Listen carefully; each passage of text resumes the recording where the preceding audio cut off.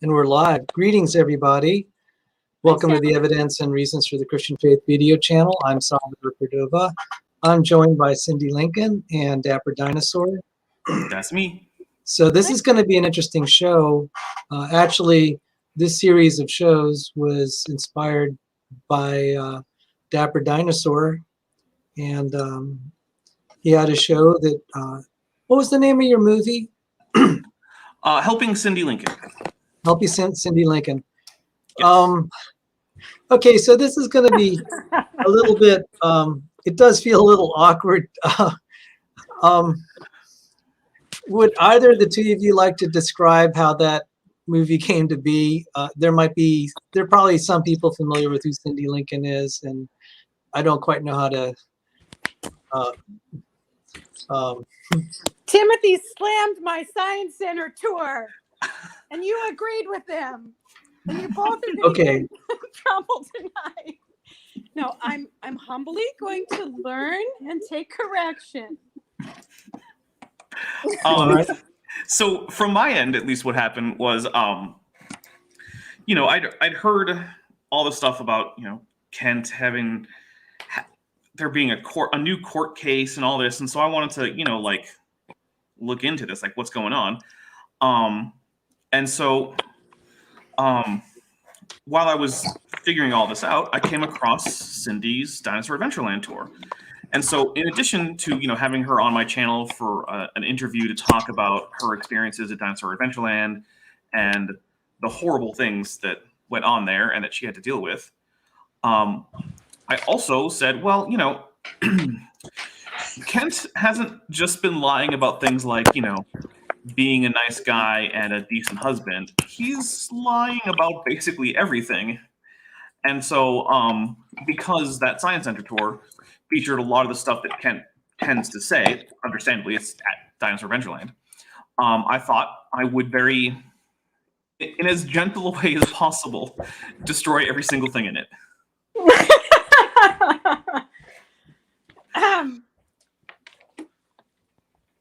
Yeah, that's okay, how that so, happened for me. In case some of you don't know, Cindi Lincoln was married to Kent Hovind. He was wife number 3 of the 4 wives he's had in the last 5 years.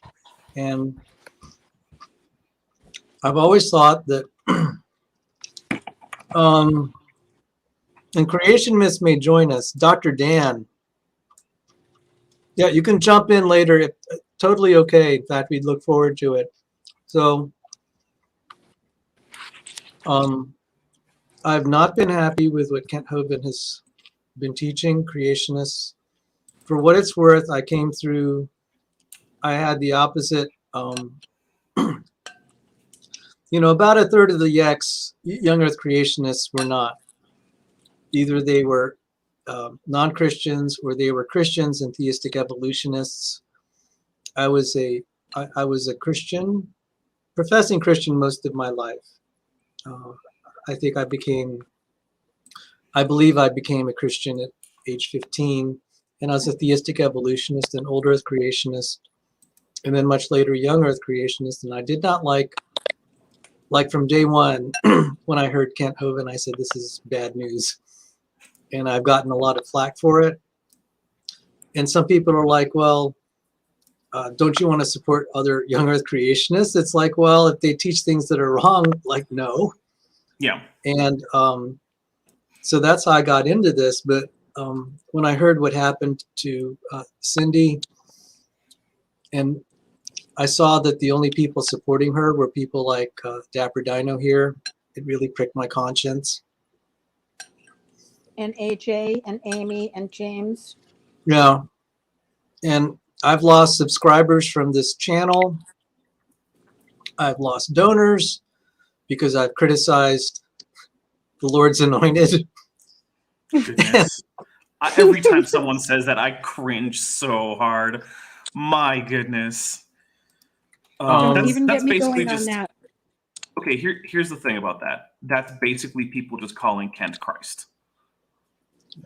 Christ literally means anointed. He loves it. Oh, I'm not surprised. It's not a joke. Strokes his ego. It's not a joke. That's what I was told tried to object to the drug issues going on, that anybody who criticized the Lord's Anointed could be kicked off campus. Wow. Look, it's not really my place to get into like all the theology stuff, but it's really weird and creepy. And I think we just lost Sal. Sal, come back.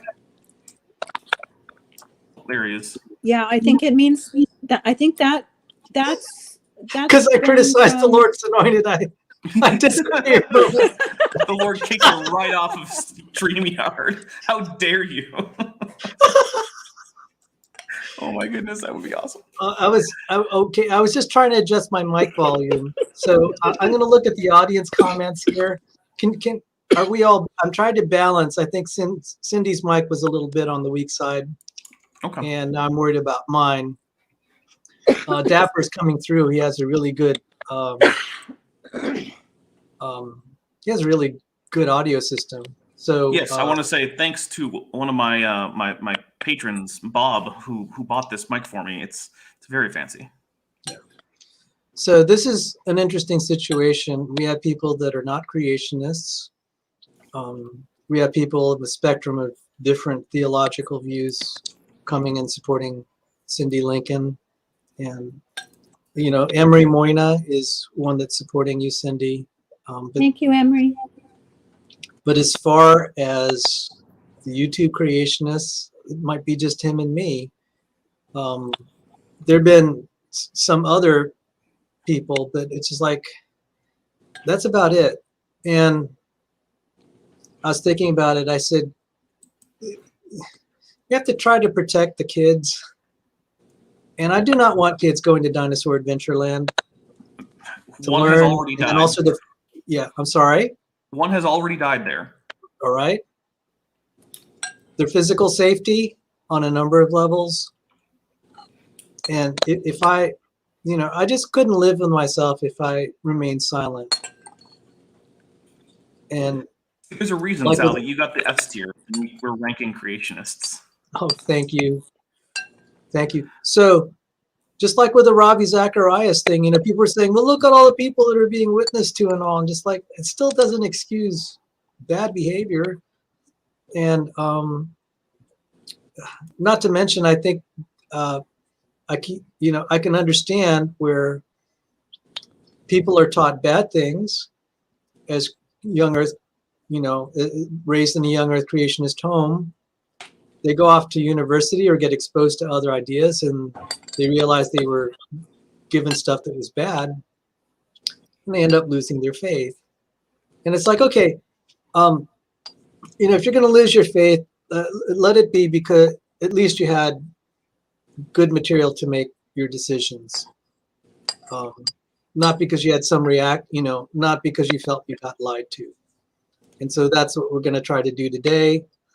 In addition to that, I think that there are some well-meaning arguments, even in the ID community, that need to be cleaned up. And I just have laundry lists of stuff. The other thing is, when I heard Dapper Dino's critique of Cindi Lincoln's Science Center tour, I said he invested a lot of time, and that was really very well researched, and it was actually very kind of him to do that and the way he handled it. Thank you. And I told Cindi that it's better him than me, because I would have been really much harsher, and Cindi didn't need that from her friend. So I said, well, why don't I try to do something positive and just say, okay, well, I'll try to give what I think are good approaches, and Dapper Dino, Erica, and Dr. Dan may disagree on some points, but let's see whatever we can agree upon. So the first thing I would agree on is, and I think I put it in the video description, the name of the, hi, hey. You're online. You're live, Rebecca. Hi, guys. Hi. Rebecca. How are you? Doing well. Nice to meet you. Thank you. Nice to meet you too, Cindy. Up What are you there guys goes talking about? We're just giving intro stuff. How they Yeah, slammed my Science Center tour, and they're about to do it some more. Oh, that's painful. I'm sorry. we're giving Cindi some tough love here, and it's okay because I told Cindi, I said, you know, one reason I interact with the other side is they teach me what I get wrong, and I try to carefully listen.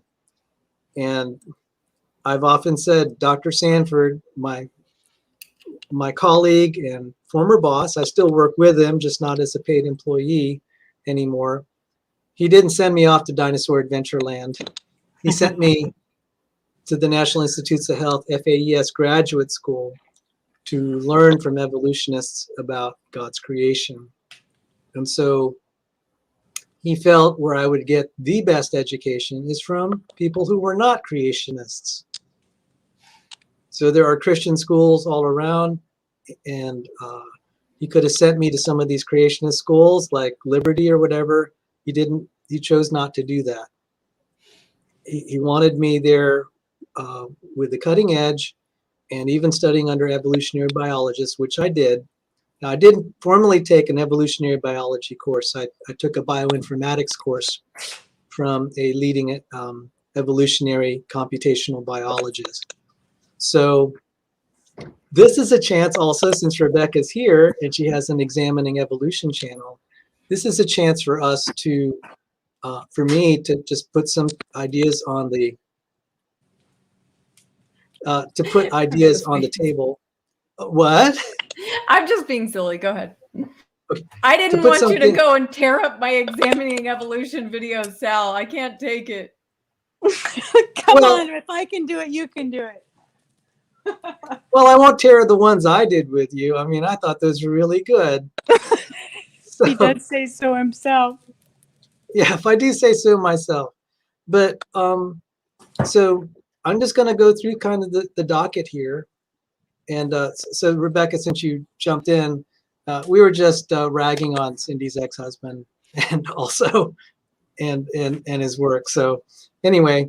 Can I just say something about that, please? Oh, yes, I'm sorry. I just want to say that I was first introduced to YEC through Henry Morris and Dwayne Gish and all the ICR folks. And they were honorable men. And I thought that Kent Hovind was an honorable man. If I knew that he was not an honorable man, I would not have anything to do with him. So I do not want to be associated with who I discovered that he is. And I'm sorry that I didn't see it, and I don't understand why everybody else saw it before me. But I thought that I was marrying a faithful Christian who was devoted to evangelism and truth. So, oh, thank you. That's all. Well, my heart goes out to you. He's on number 4 now, and I don't know. I thought we were all kidding when we said he's going to keep going, and he's on number 4 now. So I'm just waiting for Matt Powell to be number 5. Oh, that was mean. It's not going to be Matt. It's going to be Steve. Oh, okay. There you go. Okay. All right. You heard it here, guys. Where the bets are laid. You heard it first. So, all right. So we're going to get down to business now. So I'm going to offer some opinions. Even my fellow creationists, even Emery Moyna may disagree with me, and some of my good friends. I was recently at the Dallas conference of the Discovery Institute, which is an old Earth intelligent design. Many of them are old Earth creationist group. The day before, I was with the Institute of Creation Research on the Friday, January 21st. And I got to meet more of what I would consider the top tier of creationism. So the first thing is, why is it that crankery seems to get the headlines? And I just have a speculation that the people that don't like Christians and creationism, they want to have the worst representative always on stage. So they will be featured on Modern Day Debate. They'll capture the headlines. When Aaron Ra and Kent Hovind debated each other on the Non Sequitur channel, there were 500,000 views. maybe 500,000 live viewers. It was tremendous. And that ends up being the perception of who Christians and creationists are. And I'm not particularly happy with that, but that's just sometimes the way it goes, because especially YouTube is driven by drama. And sometimes the personality types of people who are actual researchers, they're very reclusive. You won't hardly ever see them on camera. And so I'm going to list some names of people that I think are truly the cutting edge of creationism. And some of these names you've never heard. So if you all have any thoughts about why crankery, I mean, like modern day debate, flat earthism has made that channel. There's like a flat earth debate, 1 or 2 a month. I'll say though, Sal, we had a very nice discussion on modern day debate. Oh yes. So it's yes, not all did. just crazy people yelling at each other. There have been some nice, polite, productive debates, and I think mine was one of those. Yes, likewise. Can I say something too? Oh, please interrupt. You're the guest of honor here, Cindi. You mean the pig to be roast? No, I just wanted to say, I think one of the reasons people like to pick on Kent is because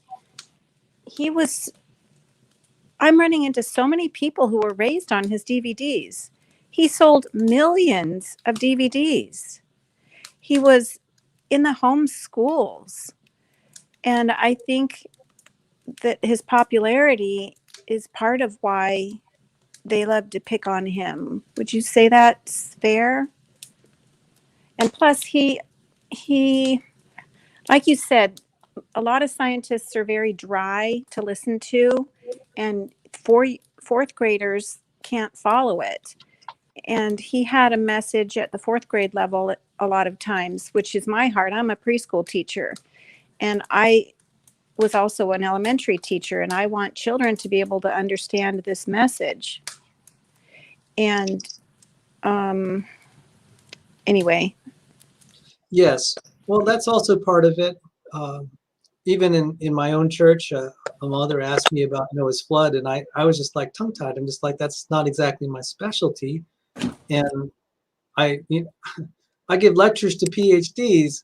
I'm not used to talking to the little ones, and parents are highly motivated to try to find people that will help shepherd their kids. And kind of to my horror, I'm seeing Kent Hovind shepherding their kids.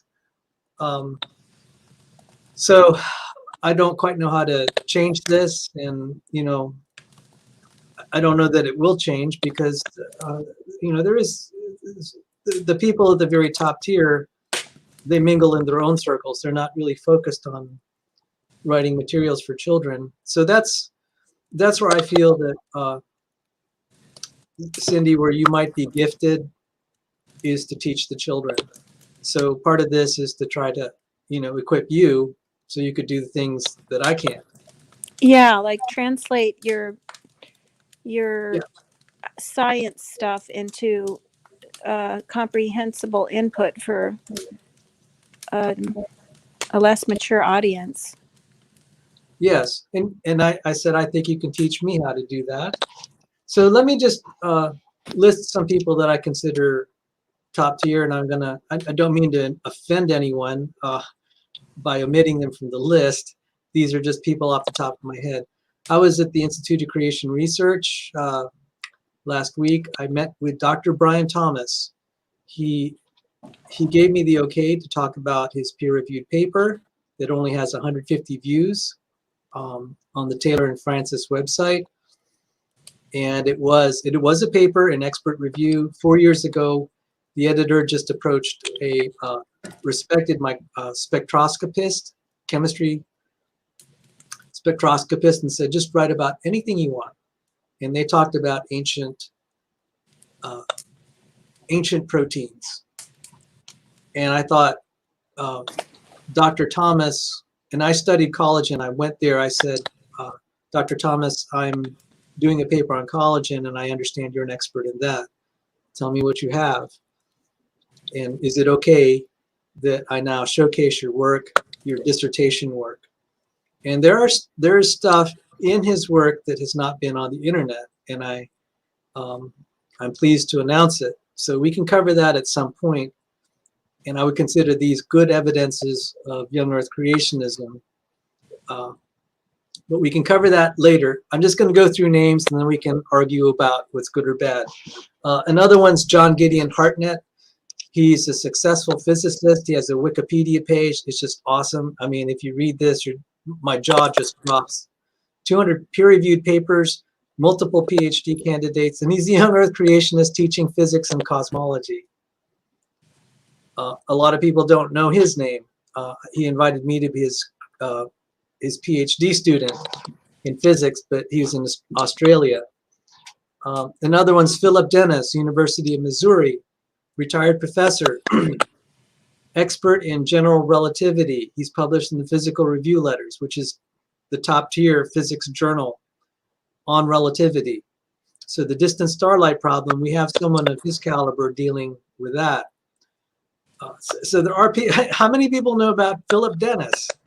I've never heard any of these names. Okay, see, this is good. I've heard the first two names, but not Dennis.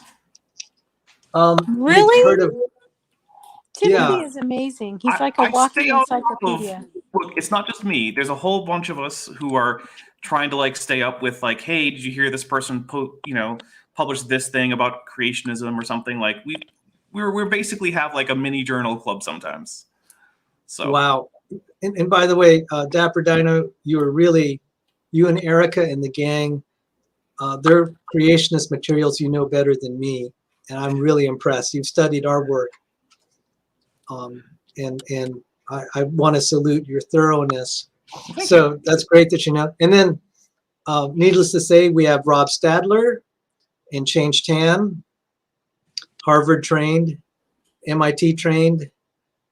I put them in the top tier, and John Sanford's Professor Cornell. I know you guys on the other side may not like him, but as far as a secular scientist, not many secular scientists have their inventions in the Smithsonian National Museum of American History. So as a secular scientist, he has been accomplished. And there are many others.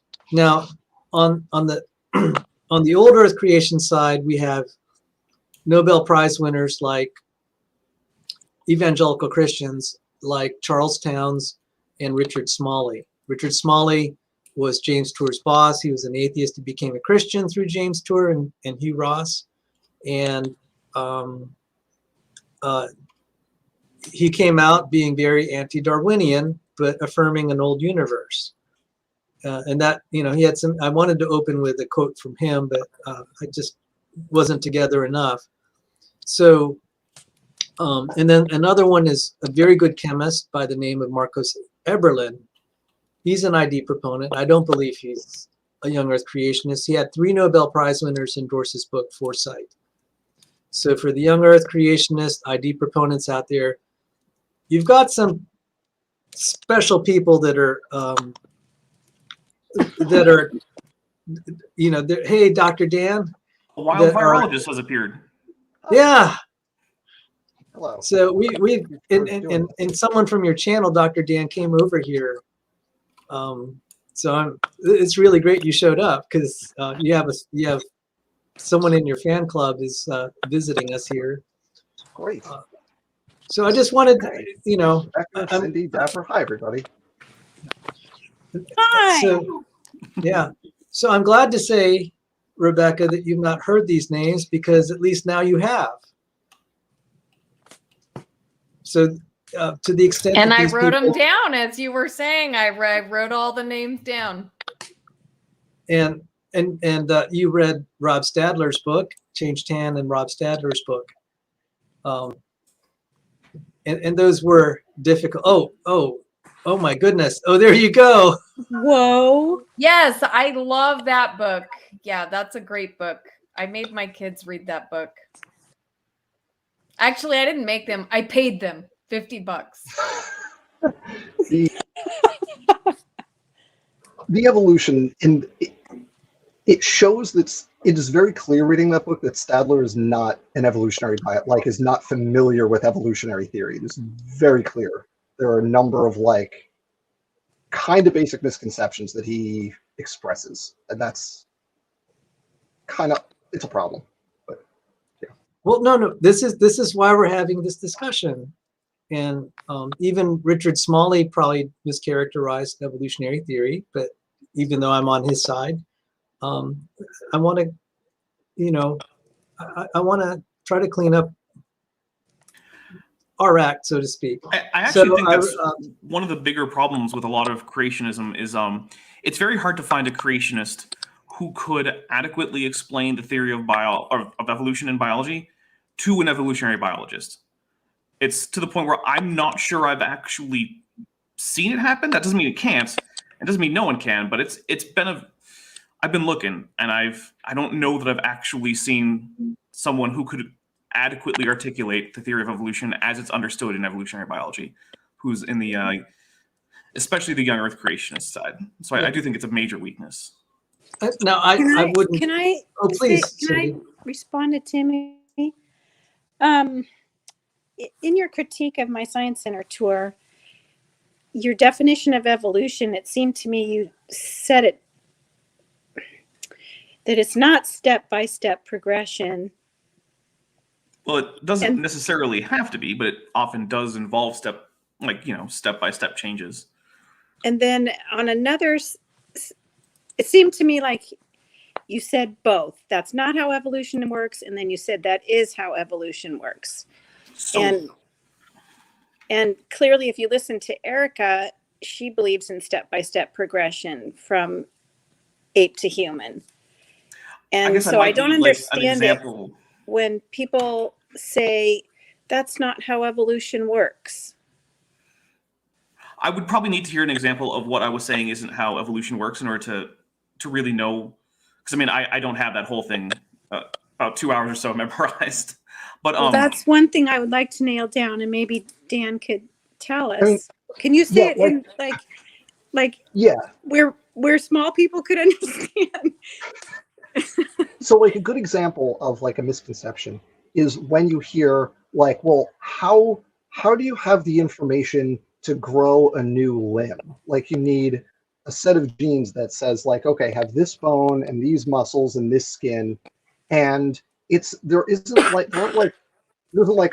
left arm and a left thumb and a left index finger gene and a right arm and a right index finger, right? Instead, it's genes that set patterns of development that are expressed in different patterns relative to each other. So you have genes that say, grow outwards, fold inwards, surround the adjacent tissue, right? So instead of having new genes to develop a new limb, for example, what you're doing is you're taking genes that already exist within the body that say, for example, extend this pouch of the digestive system, right? Extend this little out pouch into, a lot of organisms have a fermentation chamber or something, right? Whatever it is, right? You already have the genes that say, in whatever tissue layer these are expressed, extend it outwards away from the center line of the body. You're just, during development, expressing those genes in a different place within the body that leads to different morphologies. And a really good example of this that we have actually documented in the lab is feather evolution, because feathers evolve using the same regulatory genes as the scales on reptiles, whereas the pattern for these two genes on the surface of a reptile is like a checkerboard, and they alternate, and that causes one side to kind of fold over the other, and you get the flat scales that are overlapping like that. In birds, depending on the type of feather, you get either a circular pattern, which causes the simple tube feathers, or you get a radial pattern where it's a circle with spokes on a wheel. And that's how you get the tufted feathers. And you can have additional layers of kind of spatial arrangement that change over the course of development. So it starts as a circle, but then later in development, it becomes a cylinder with notches in it, right? And you can just look at the cells and see which cells are expressing which genes. And the genes don't say make a feather, they just say fold in or extend out. And the different pattern of these just two regulatory genes leads to this very complex structure. But at no point do you evolve a new gene that says make feathers, right? That's an example. interestingly, without adding any new genes, you can get alligator embryos to make feather-like structures just by slightly tweaking when their own genes express themselves. Yep, it's really cool. Now, is Like the other thing that's often confused about, that I hear said about evolution, is that it's random, and then other times it'll be said it's not random. So it has And random when you're and developing non-random a parts. feather, and the feather knows how to fly, and it has to be engineered to have updraft wings and down,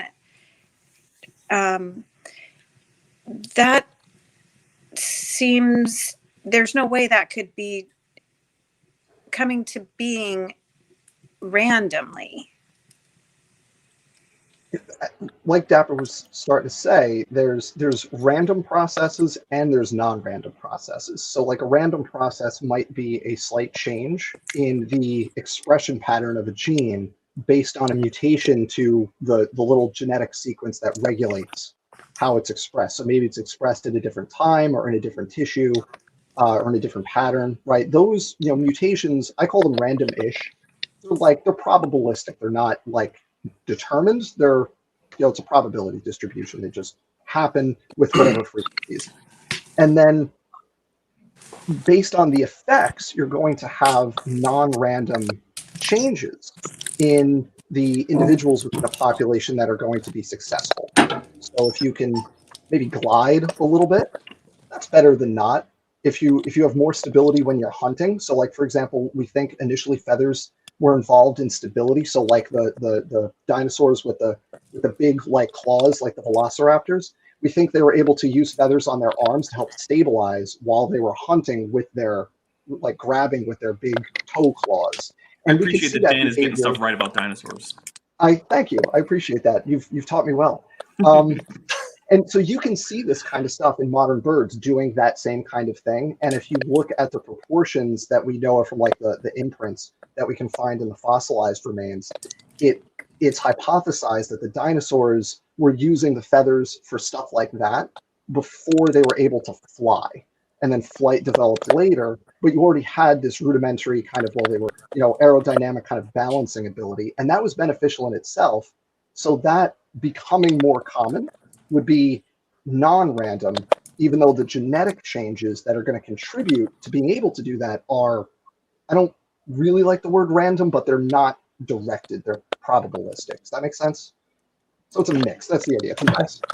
Okay, so I'm going to contest some of that, but I'm here to learn. And also the other thing is, I think Dapper Dino is right. There's probably not many creationists, myself included, that could articulate what evolutionary theory says. The only ones that I know that would do it well, I think to the satisfaction of the other side, would be Todd Wood and Kurt Wise. And Emery has some thoughts about Todd Wood. But we're not here for that. Yeah, we're not here for that. Okay. Another day. Yeah, another day. So there are two creationists, and we all have our specialties in what we know. So that's why Dr. Dan I've invited him to teach me about phylogenetic methods and to clean up my understanding of things. And this is a very important dialogue to have, but this is not easy to learn. Now, I'm going to throw something on the table. And it's because when I heard Rebecca on another channel, I cringed. She was repeating something that other ID proponents said. She says, intelligent design is science. And most people will say that who are on my side are creationists. And I'm like, no, don't say that. You're going to be slaughtered. Okay. I've said, I think intelligent design is true. That's my belief. Even though I believe it's true, I don't consider it science. So, you're going to have an easier time if you just don't get Sal, the into feather is a perfect example. What is it about feathers that makes it? Even if you only have one feather and you can't. Sorry, babe. Even if you only have one you're- feather and you can't fluff or quill, and then everything is perfectly arranged symmetrically, it's not random. It's you're right. It's not design. Well, that's the thing Well, is that this is where I would. Okay, so since we're talking about teaching creationism and ID responsibly, I said I don't say ID is science. Now going back to feathers, that's one step below the larger scale of what we call speciation, feathers. I've been encouraging creationists and ID proponents to argue at the molecular level, at the protein level. So people have watched my videos. It's like talking about gene replication, topoisomerases, helicases, polymerases, collagens. You argue there, you're going to have stronger arguments. So once you start arguing at the systems levels of like entire systems, you're going to get into much more difficult arguments because there's so many variables. And then the guys who argue speciation, I just shake my head. And so when Dr. Dan said he had a class on speciation and the definition, an entire class, and he said the graduate students and the professors could not agree. I said, I've been telling you creationists don't wander into that territory. It's going to be so confusing. Go to the molecular. I want to be super clear. It wasn't just that like the grad students were arguing with each other and with the professors. It was all the faculty in the room weren't agreeing with each other. The grad students weren't agreeing with each other. The grad students and the faculty were disagreeing with each other. You could not reach a consensus on like the correct definition of what a species is. And it was the most fun semester of a seminar imaginable because every week was just someone getting up there being like, my idea is correct, and I'm going to convince all of you. And at the end of 80 minutes, nobody was convinced. And that went on for like 10 weeks. It was great. sounds about right. As Dan likes to say, species concepts are stupid. So there's also They're a reason all bad. Well, but isn't that what evolution means? If you change from ape to man and go backwards, then apes would come from something else, which came from something else. Well, first, evolution, that's one of the Molecules parts. to man.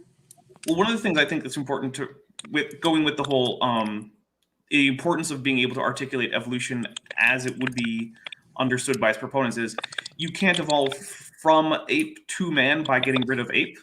Humans are apes as much as chimpanzees or orangutans or gorillas are.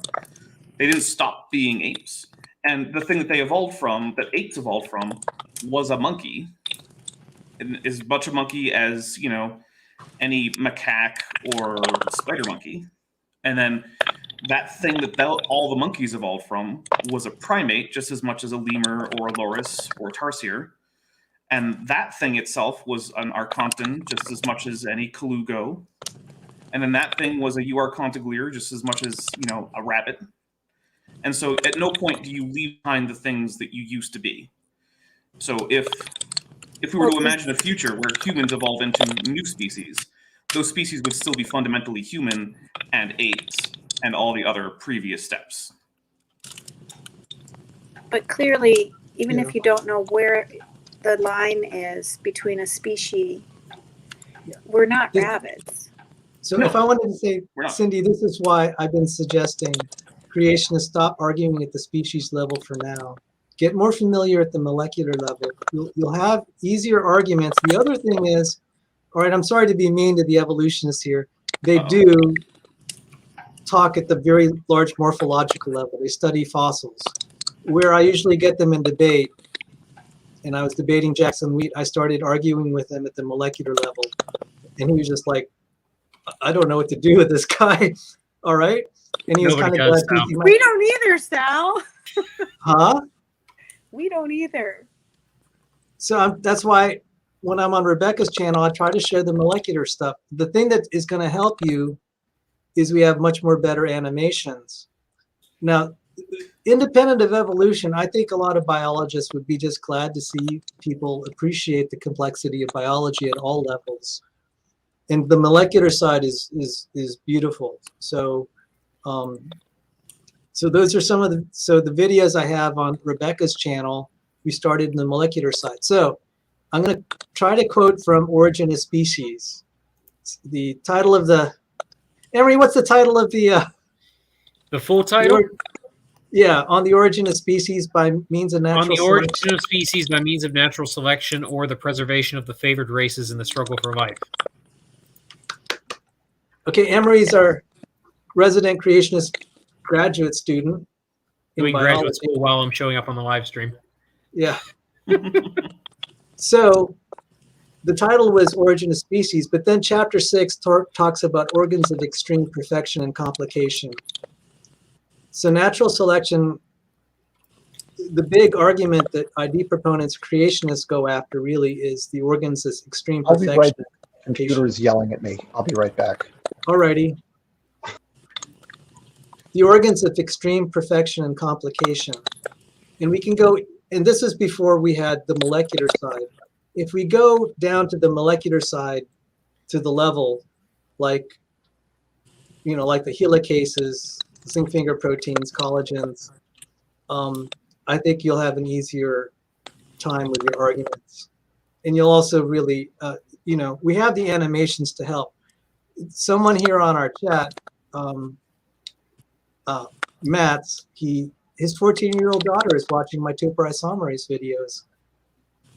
So maybe that's not quite all the way down to the 4th grade level, but Cindi, you're in a position to test this with children because you love children, and we can just go over videos and just try.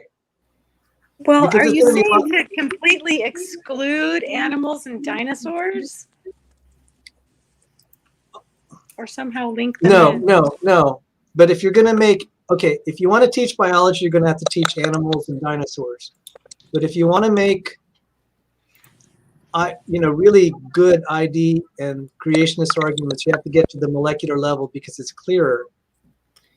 And one of the reasons is we can't even define species well, even among evolutionary biologists. The creationists are not going to be able to do this. It's going to be a mess.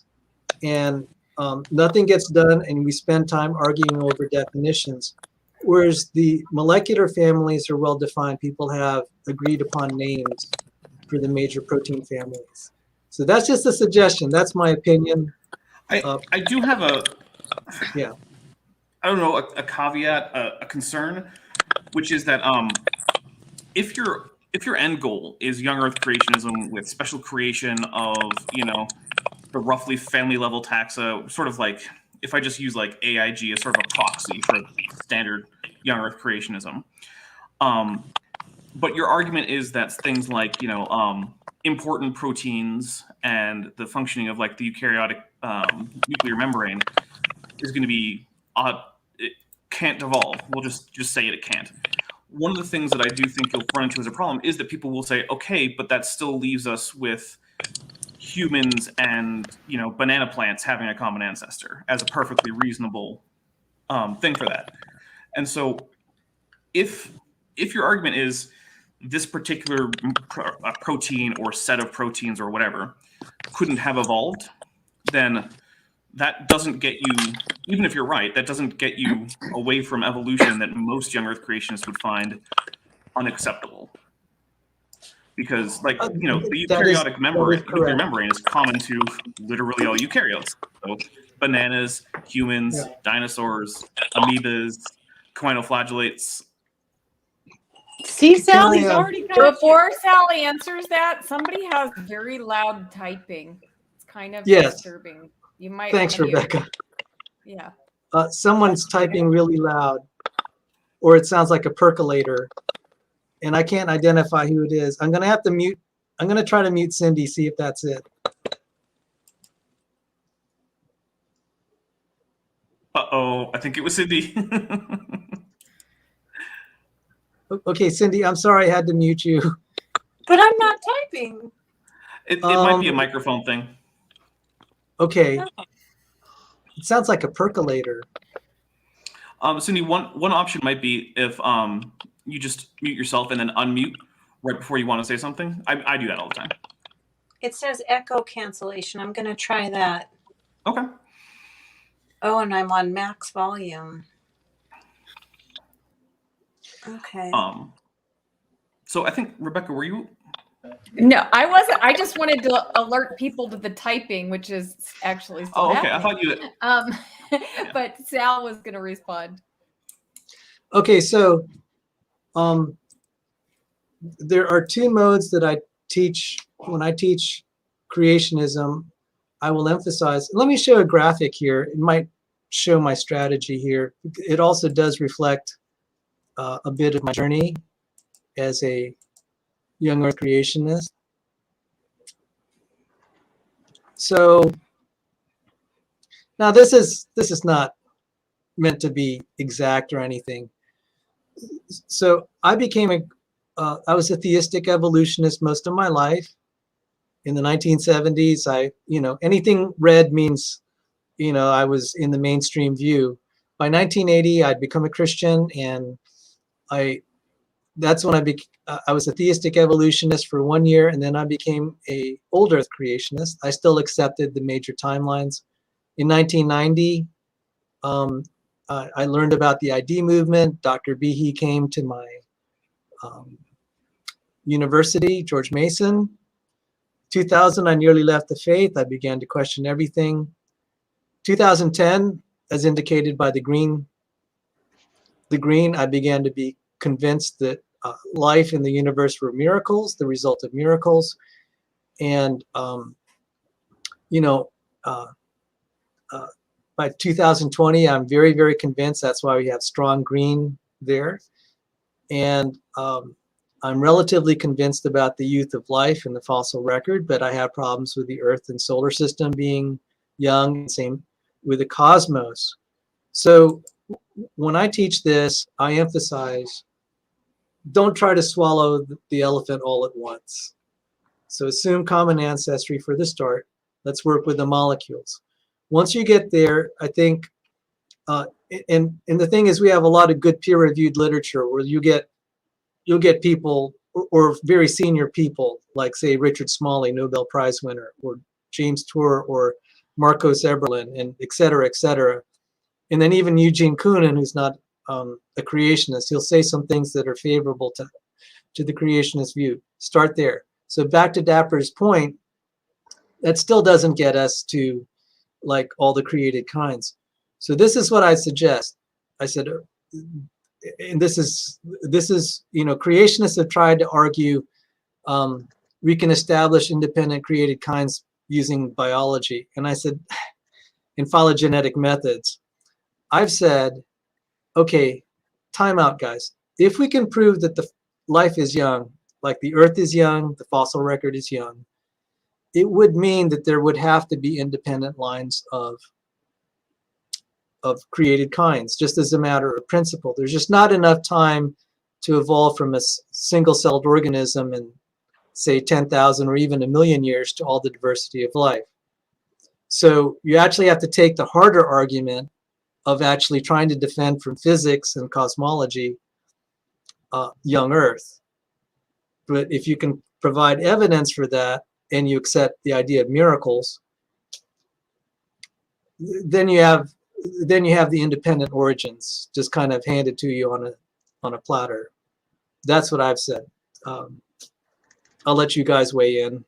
I mean, I think that if you combine a very good and well-supported sort of definitive argument that says certain biological processes couldn't evolve, which I, spoiler, don't think that you've done so, but let's say you did, and then you could also make a similarly strong argument for a young universe. Yeah, I do think at that point, I probably wouldn't quibble about exactly which groups of organisms are separately created, because it would seem pretty obvious that some of them had to be.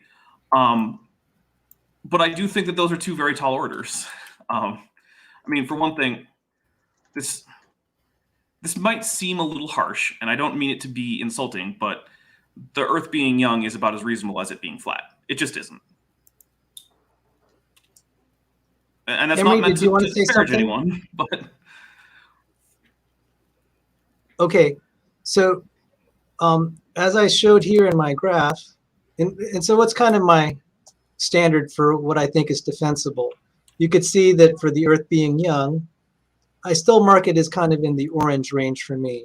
So what do I mean by defensible? I get invited to talk to faculty at Christian universities, and I feel I can make a good case. Sometimes they're not very friendly, actually, to the idea of creationism. But I feel I could make a good defense of my intelligent design, origin of life, the miracle of eukaryotes in front of a faculty in biology. In geology and cosmology, I feel uncomfortable. So I do, notwithstanding that you said you thought it's about on the level of flat earthism. That's why it was very important for me to meet people like John Gideon Harnett and other professional physicists who are young Earth creationists. And, especially meeting someone like Phillip Dennis, who's the American Physical Society. So there are a few of them there that are on the side. And their arguments, I wish I had more time to invest. So I'm being more encouraged that there's strong evidence of youth of the fossil record personally. And that was my last visit to the ICR. So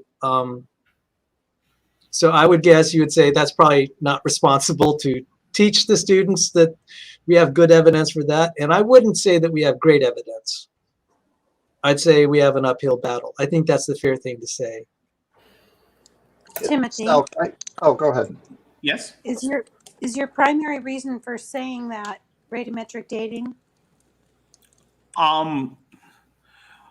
No. My primary reason for saying that the Earth is definitely old is sort of some of the very basics of geology. There is too much geology that has happened for the Earth to be anything less than on the orders of tens of millions of years old.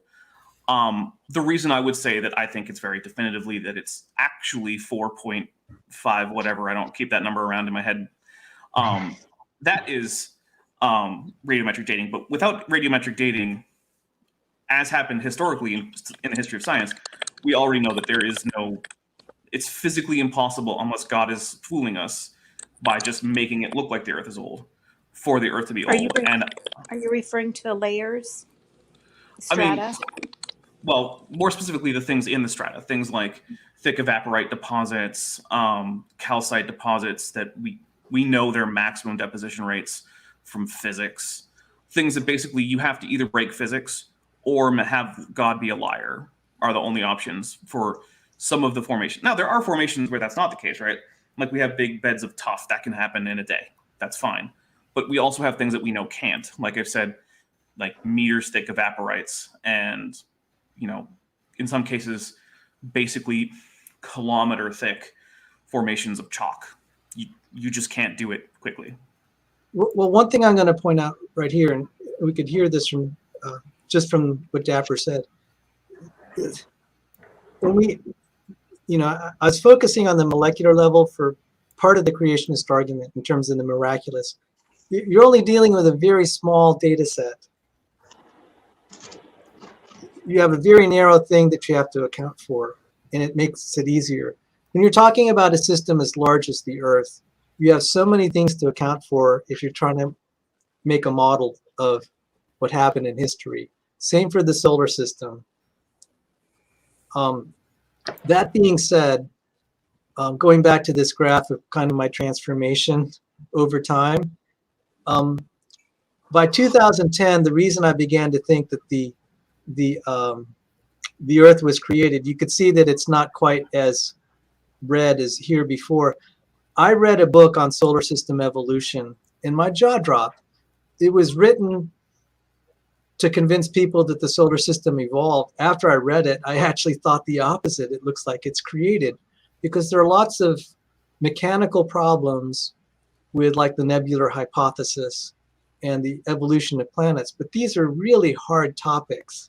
I mean, biology is easy compared to doing the physics of planets, because you're just dealing with so much data, and then we have so little of what we actually need. We can't really dissect a planet and take it apart.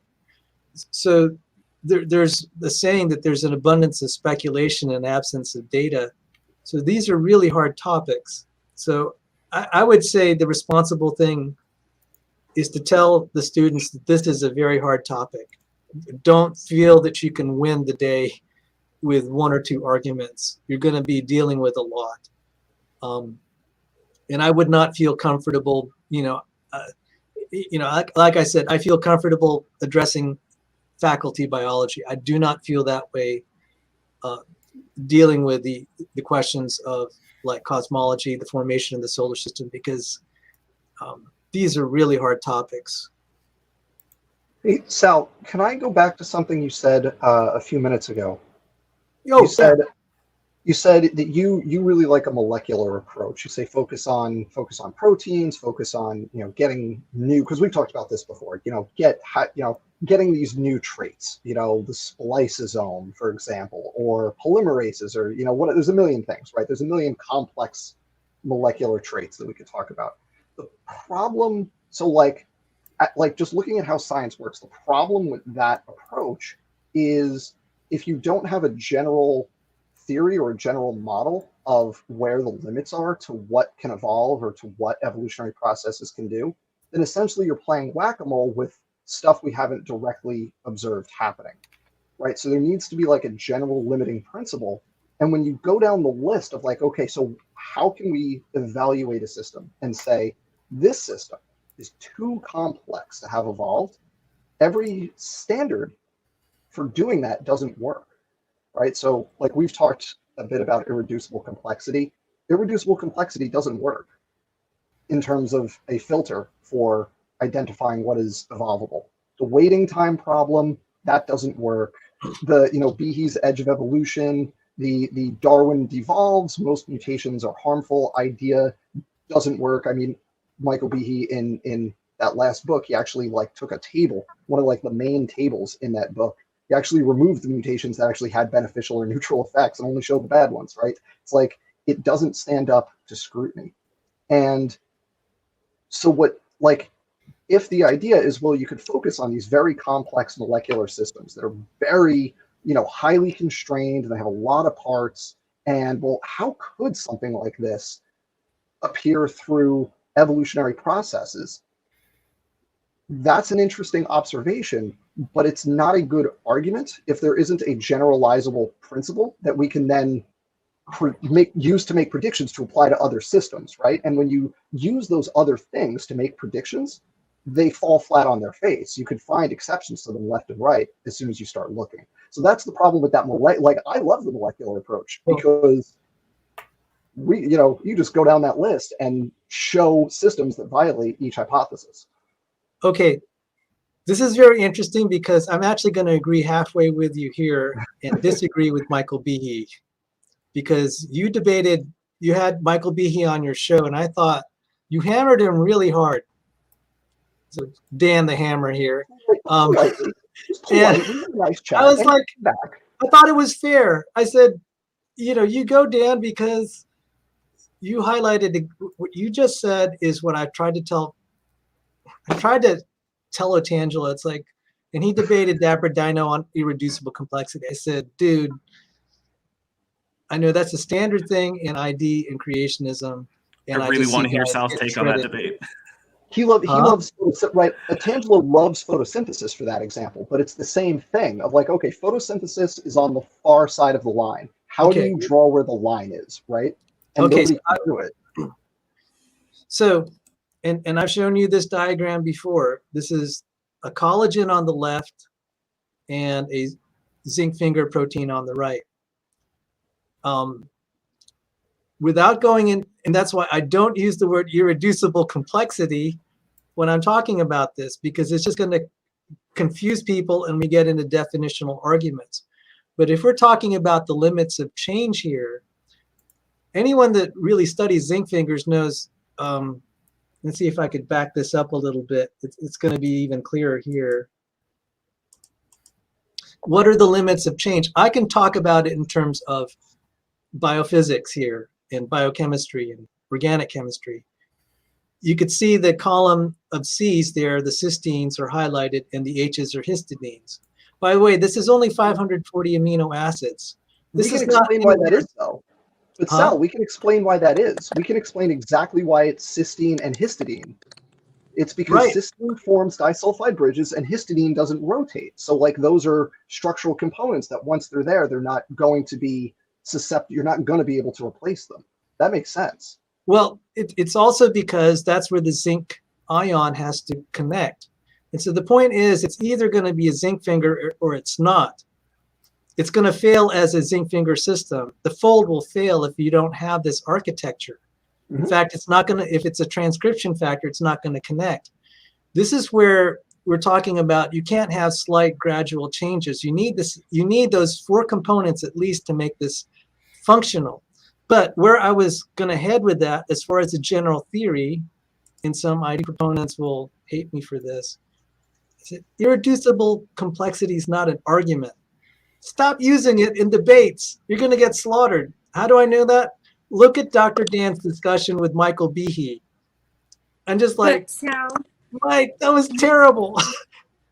but Sal, you did say that that zinc finger needs those 4 components.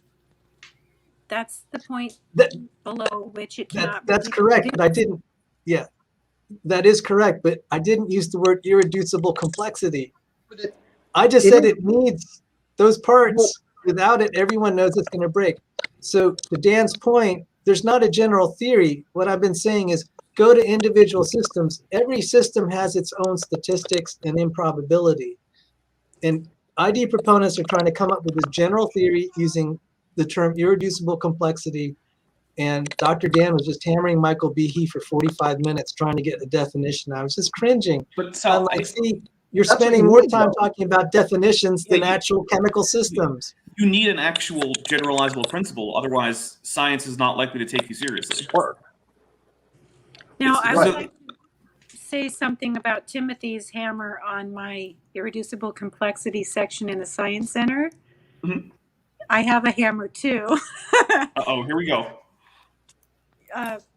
So you said that because that little newt can live without eyes, the cave newt or something like that, and because another creature can live without, so I can't remember all, but you showed pictures of all these creatures that showed they can live without things, but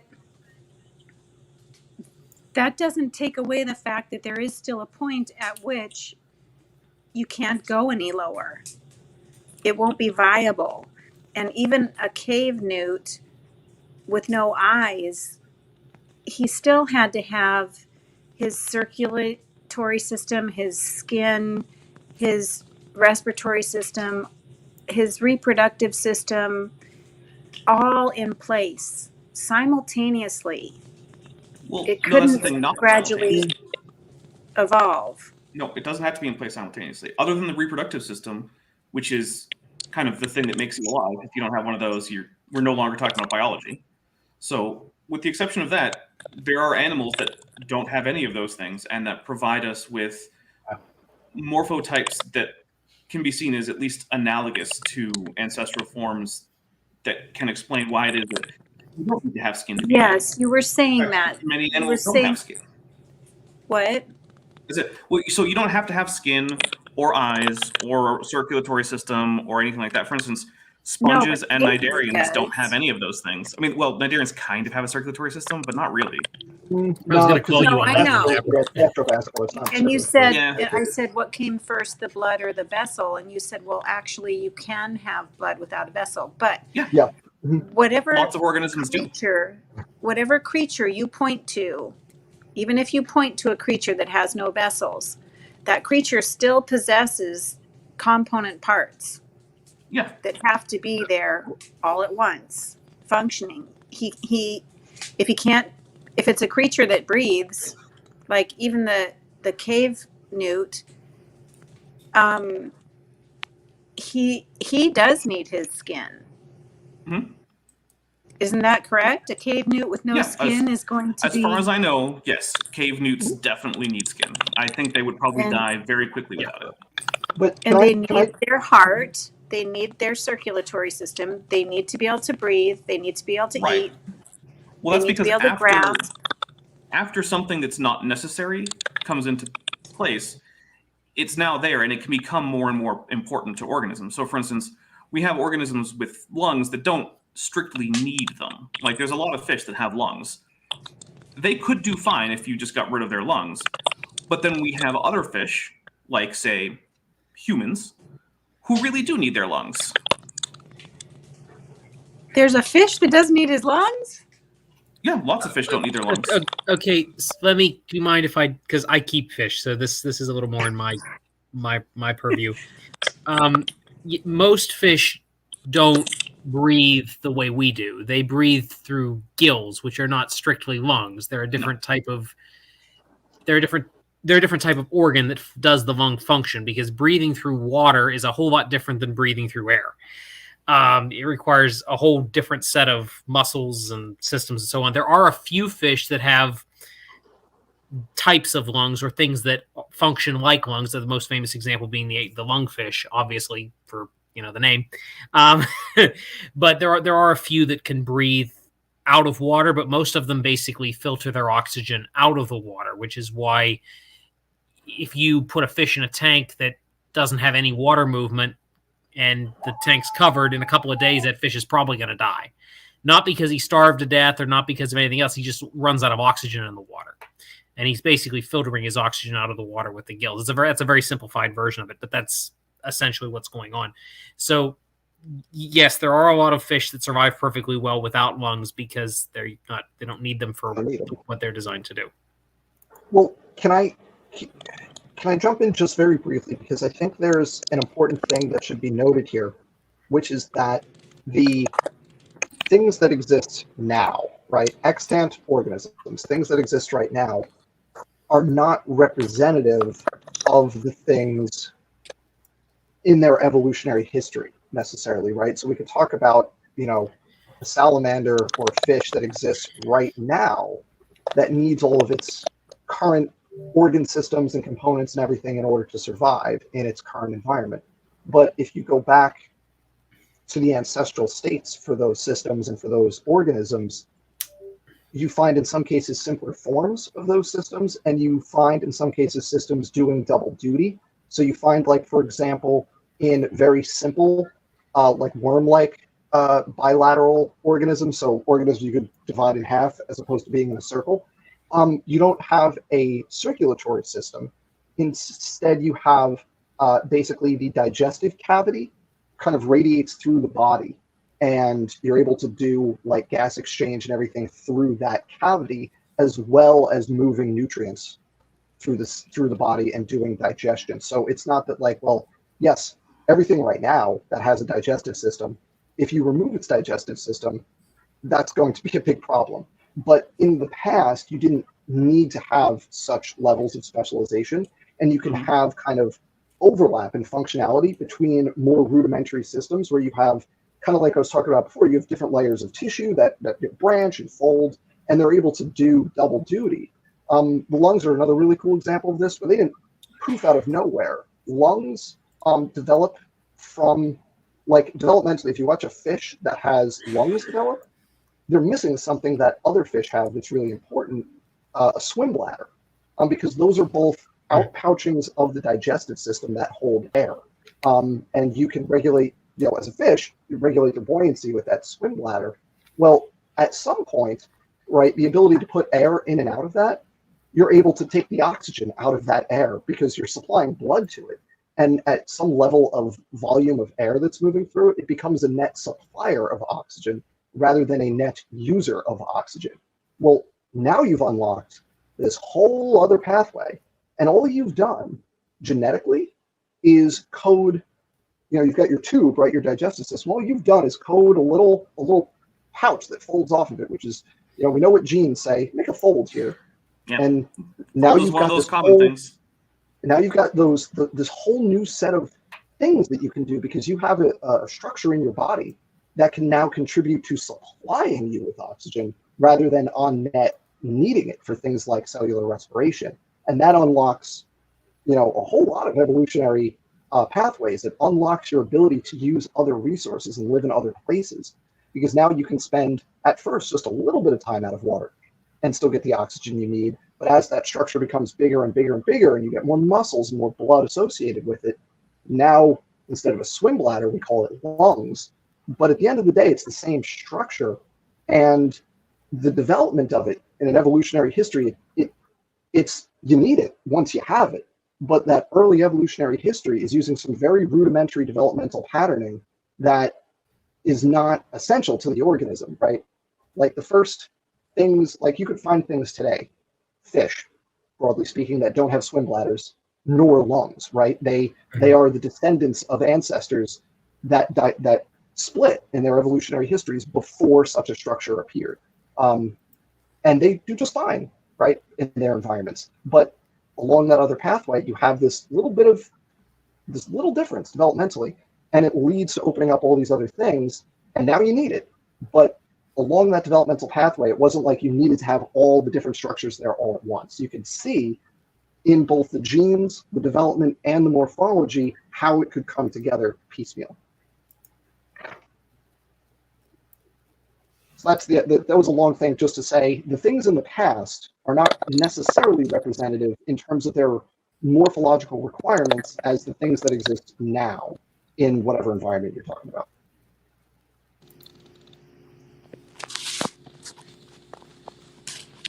Sal, you're You're muted, Sal.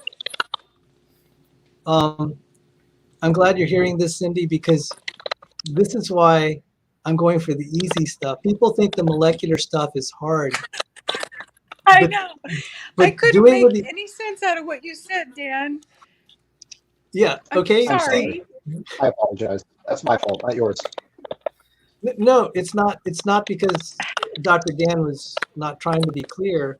There are too many components in a large system like respiration. And to talk about the evolution of a respiratory or circulatory system, you have to account for so many things. Whereas if you're dealing with, by comparison, if you're dealing with something like this, you only have a few things to account for. So now to the point about people accepting this as science when I'm talking about limits, I already said, don't say ID is science. What I've told people, you can make an argument that there's not gradual pathways to constructing this. And I don't use the word irreducible complexity, but people can see this. And by the way, Andreas Wagner used the phrase parts with well-matched systems.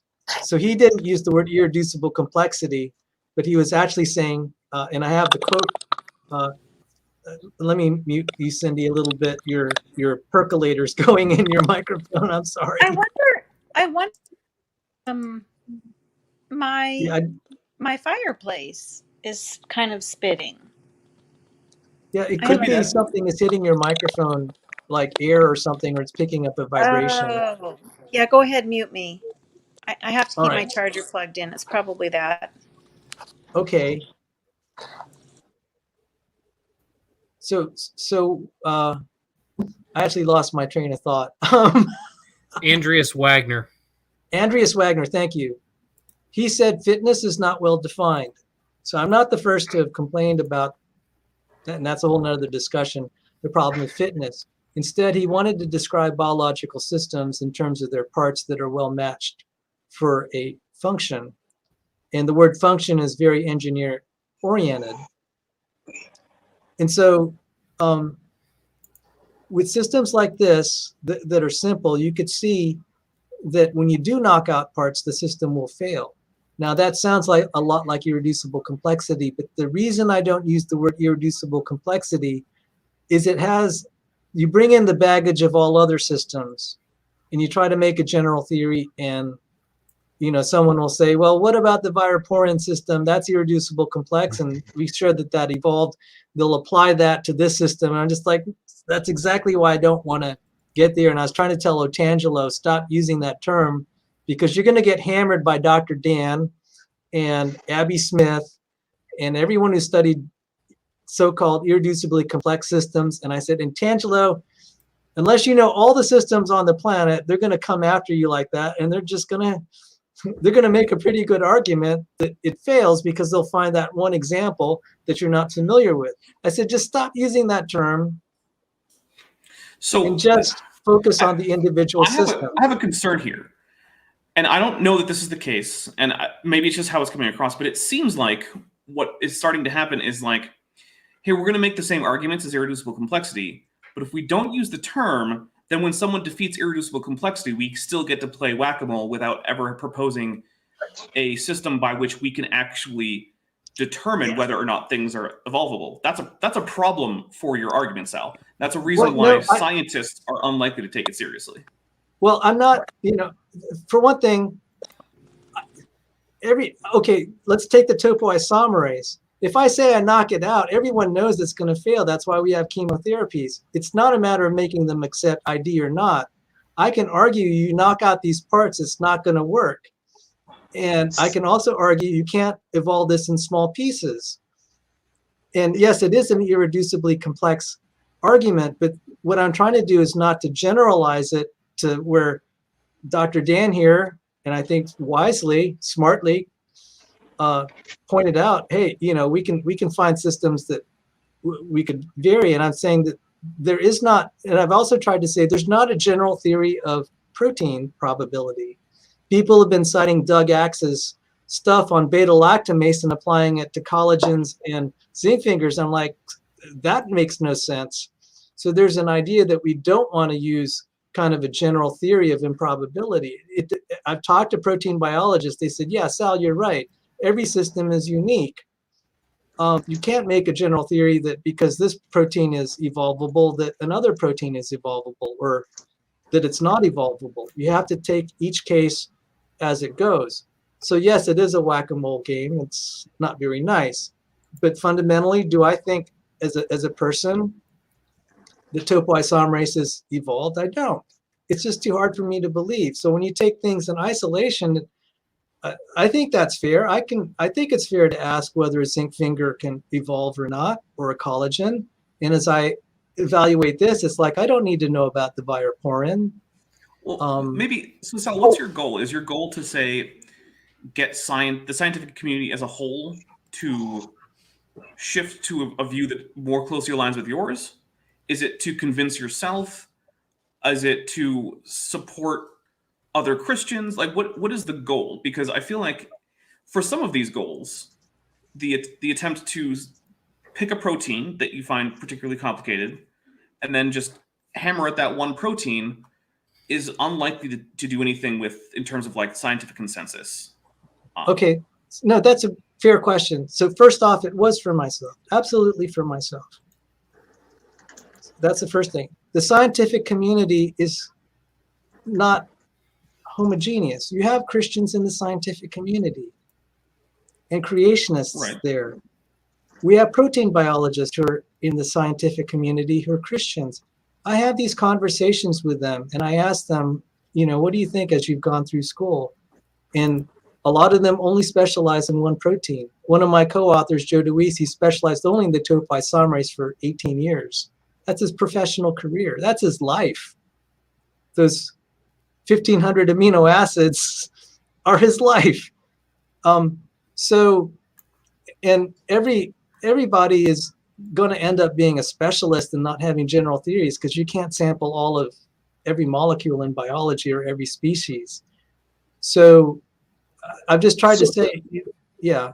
So my goal is to help the Christians. I want to equip them with arguments.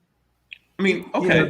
That have persuaded me. That's as simple as that. Because I have some very relevant to this that goes back to this that we're talking about before, right?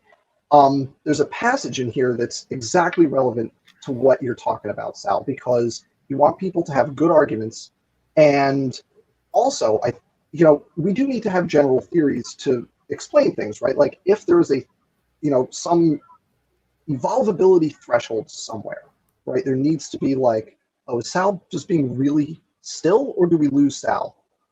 Oh, we're good. Okay, sorry. So Sal could be one of those guys who pretends to be a statue on the street corners. So I want to point out a passage. I was focusing on your words so much, Dan, I just froze. Didn't even move. When you speak, I listen.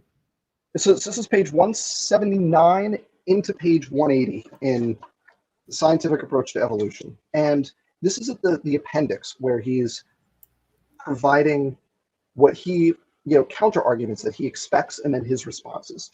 And one of them is, your central argument is that experiments haven't produced new genetic traits, stuff, whatever. I'm paraphrasing because I'm not going to read a whole paragraph. But the experimental studies, like Lenski, it's under very narrow conditions. It's over relatively short time spans in an evolutionary context. So we shouldn't expect, lots of new things, right? And he says this demonstrates the subordination of science to faith. The key line I want to point out of his answer here is he says, although formation of significant new genetic material from random mutations and natural selections has never been demonstrated, some will choose to believe that it is still possible. It has been demonstrated. If I could just share my screen very briefly here, because I'll show you a paper from, this is from 2018. And so here, let me just share this. And this is, in this paper, what the authors did was they, let's see, we want, not notes, we want this, here we go. Okay, browser can't access my screen. Oh, come on, browser, let me access my screen. Oh, well, whatever. Anyway, I want to show you the paper. It's random sequences. Can I cut you off just briefly? I agree with you. All right, so well, but so, I agree with you, Dr. Dan. Okay. This is 100. This is the LAC promoter. That's 103 bases. Okay, it's a highly conserved regulatory sequence that is 103 bases long. So that's, you can do the math on that. Like getting that particular sequence is very low probability, right? So what they did in this study is they knocked out the LAC promoter and replaced it with random strings of 103 nucleotides. And what they found was that a huge fraction of those random sequences had some LAC promoter ability. Some of them were equal to the wild type LAC promoter. Within one mutation, the vast majority recovered at least 25% of the activity, ranging from 25 past 50, past 75, past 100% of the original activity. Within one mutation of the random sequence, you maxed out at about 2.75 times the activity of the wild type promoter. And very few of these sequences, I'm looking at a circle pie graph kind of thing, and it's a long figure legend, so I don't have the exact number, but a very small fraction of these random sequences within two mutations, very small fraction was unable to recover some LAC operon activity. This is not 4 mutations. It's not the 7 mutations in HIV-1 VPU, the viroporin that you mentioned. This is a random string of 100 nucleotides, and it's recovering the activity of a highly specific regulatory sequence. And not just one random sequence, but a lot of them, dozens, recover the activity. If a random string of 100 nucleotides is capable of doing that extremely specific job, then where is this limit of a thing cannot evolve? Is that more complex or less complex than a topoisomerase? I don't know. No. This is one tiny little point I want to make, because this is, again, you want your students to have good information, right? Rob Stadler's just wrong about that. He makes an empirical claim that is just wrong. And this book was published after this paper, and other papers like it were out there. It's just not a good lit review. He missed huge swaths of the information that's out there and ended up making a claim that you can refute on Google Scholar in 30 seconds. What are we doing here? No, this is okay, Dr. Dan, I'm agreeing with you. Can I just pop in just for a second? I just want to say that I think if I were talking to Rob Stadler and he's been on this channel, I'd say, Rob, that was a poor choice of words. You can make your argument. I'm wrong though. This is 2016, so I was actually wrong. But there are other papers like this that. Emery, go ahead, brother. I was just going to ask if Dr. Dan wouldn't mind putting that in the private chat, because I'd like to look at the paper. Oh yeah, I'll give you the I'll put Thank it you. in the I'll put it in the chat on YouTube. That works too. Everybody That works can have too. it, yeah. So Yeah. no, now we're actually getting somewhere, because this is why I had you on the channel, Dr. Dan, because not myself or any creationist will get it all right. And I do believe iron sharpens iron, to quote a proverb from the Bible. And, you know, the reflex of creationists is like to disagree with everything their opponents say. And I'm like, no, God's brought you our way to teach us. I've said, Dr. Sanford sent me to learn about God's creation from evolutionists, and I really mean that. So Dr. Stadler is my colleague. I listed him as one of the top tier creationists, and I would say that was a poor choice of words. And I, when I reviewed some of his other book, Stairway to Life, I said, you know, Dr. Stadler, I have to disagree with this point. I don't know if he changed what he wrote on that account. So you're not going to get a complaint from me. But what I will say is, what happened with that lac promoter, and it's not part, correct me if I'm wrong, that's not part of the coding part of the gene. Is that correct? The promoter is not part of the, okay. We can't extrapolate that to how this evolved, or how the topoisomerase, and I have pictures. Do I have the topoisomerase? So, Sal, but the question that then comes up is why? And the answer has to be some kind of principle that we can use to know why these things couldn't have evolved. It can't simply be what's really complicated. Well, I mean, no. This is one of the hearts of the problem. You want a general theory for why it can't. I think it's actually on a case-by-case basis. There are some proteins that are much more malleable than others. Like a transmembrane protein, like the potassium ion channel, it has to be within those parameters of angstroms to let that potassium ion. There are, like, for example, a beta-lactamase protein can vary by 95%. I've seen it because that's the one I've studied in one of the papers. But then you look at other proteins, there's sections, I can identify it, like the zinc finger. It will not tolerate change in those four positions. There's not a general theory. Is the principle that we're going to go with that until every single protein's evolution is conclusively explained 100%, that we just default to it couldn't have evolved? No, we can identify certain proteins, like the transmembrane proteins, those involved in gene replication and the cell phase. And so am I trying to persuade the scientific community? I'm saying we're not all monolithic or homogeneous. There are people on my side, like at the NIH, and they study these things. And my conversations with them, I'm echoing with you. It's like in their specialty, they said they don't think this could evolve. That's enough for them.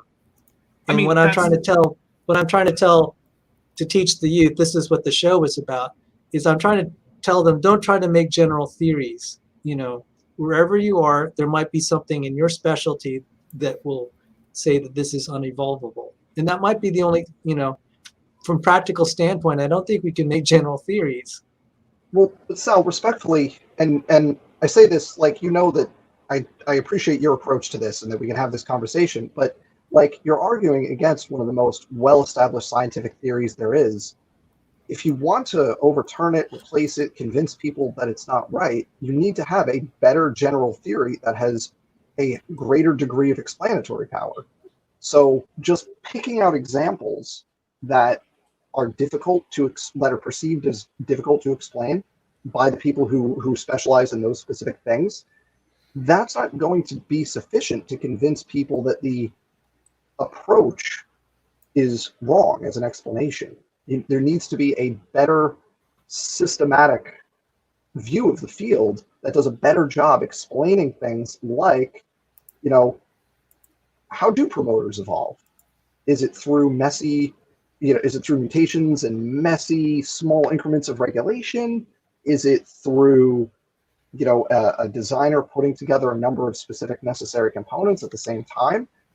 If we're going to go with the latter explanation, there needs to be a kind of, I don't want to use the phrase unified theory, but there needs to be a comprehensive set of explanations and predictions that prove to be accurate surrounding that can lead you to put together, a big picture of what's going on there. Just picking out these little issues is not going to work. Dr. Dan, can I say something? Yeah, go ahead. But what we believe about the origins of animals and humans and, all living organisms is not something that we can prove scientifically because we believe God did it. So, I mean, that we don't have a scientific model that says how it came about because it's not by a scientific process. So, for me personally, I don't find the evolutionary story to be convincing. I don't think it's just that we're nitpicking on little things here and there.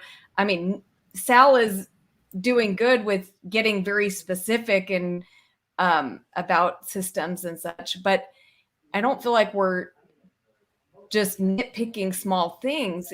It's the entire story that really doesn't make sense.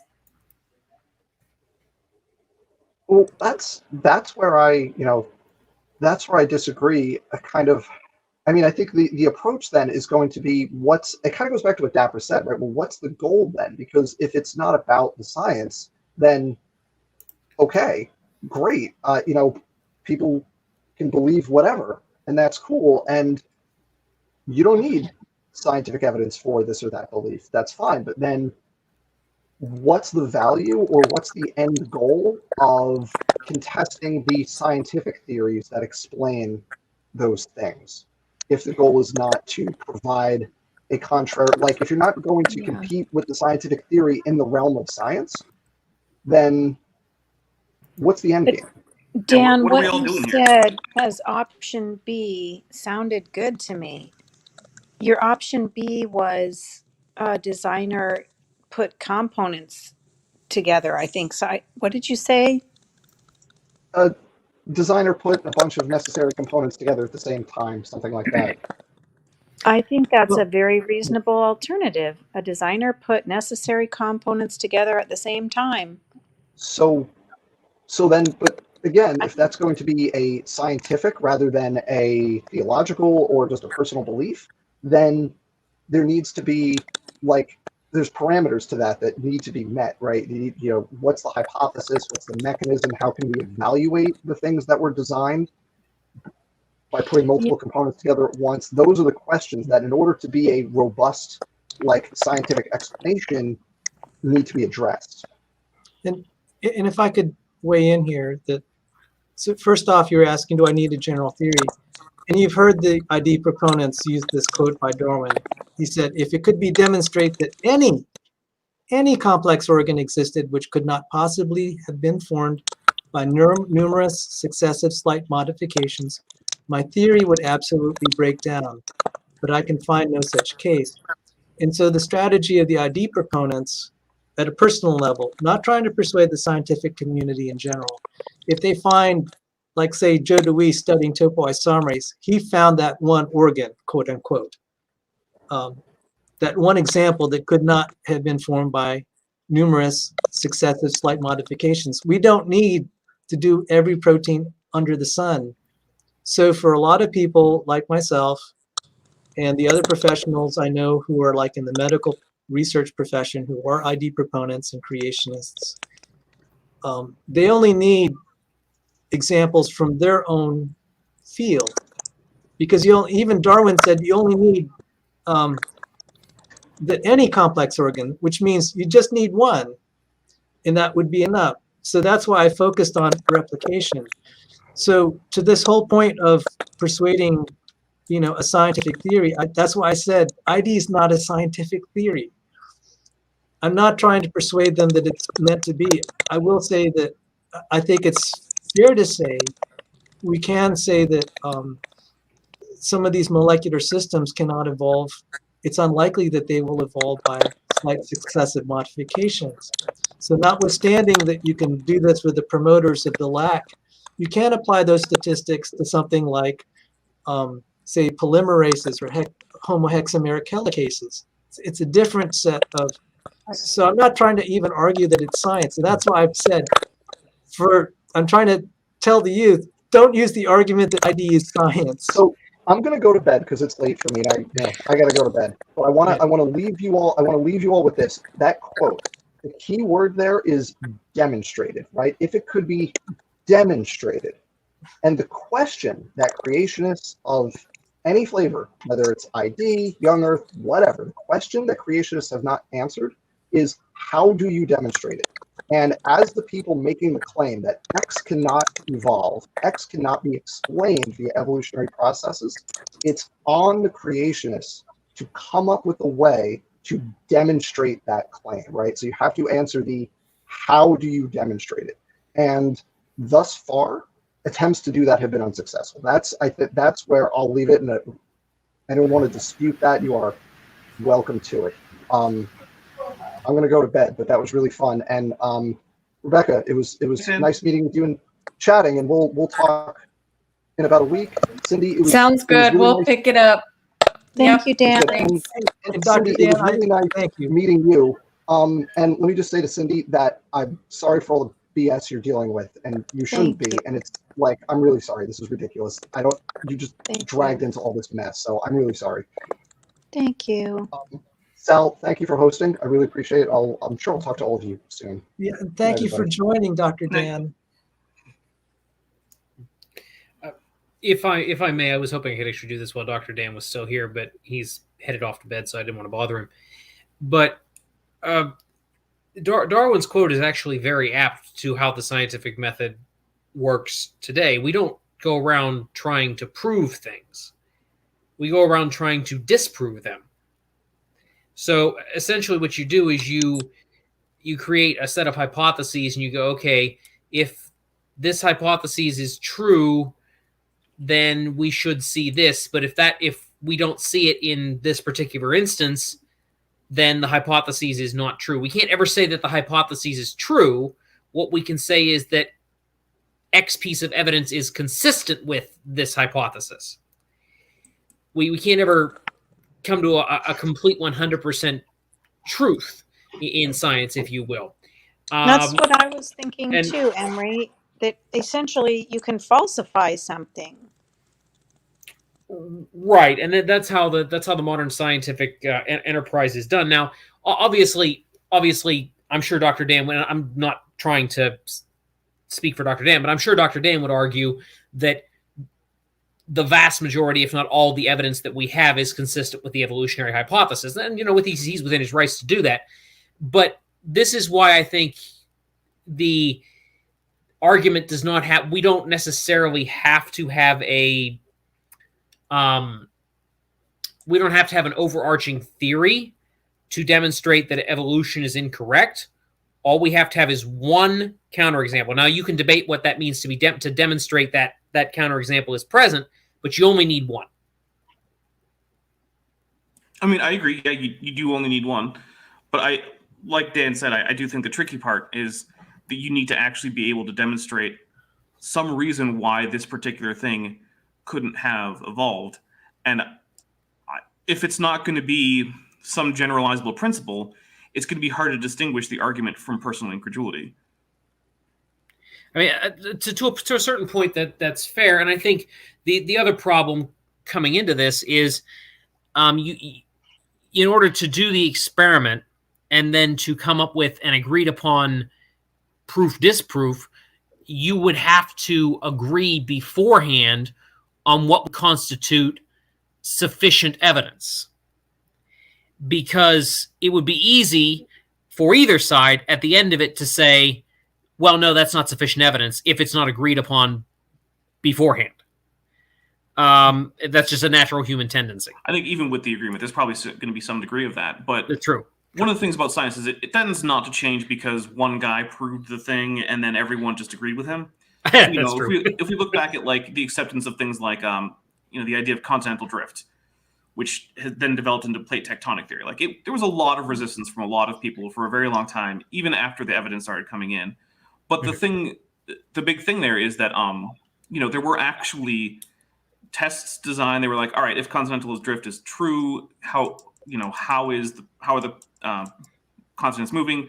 We found out that you could actually use precise laser measurements from satellites to actually measure the continents moving, all these things. So the evidence actually does end up coming in.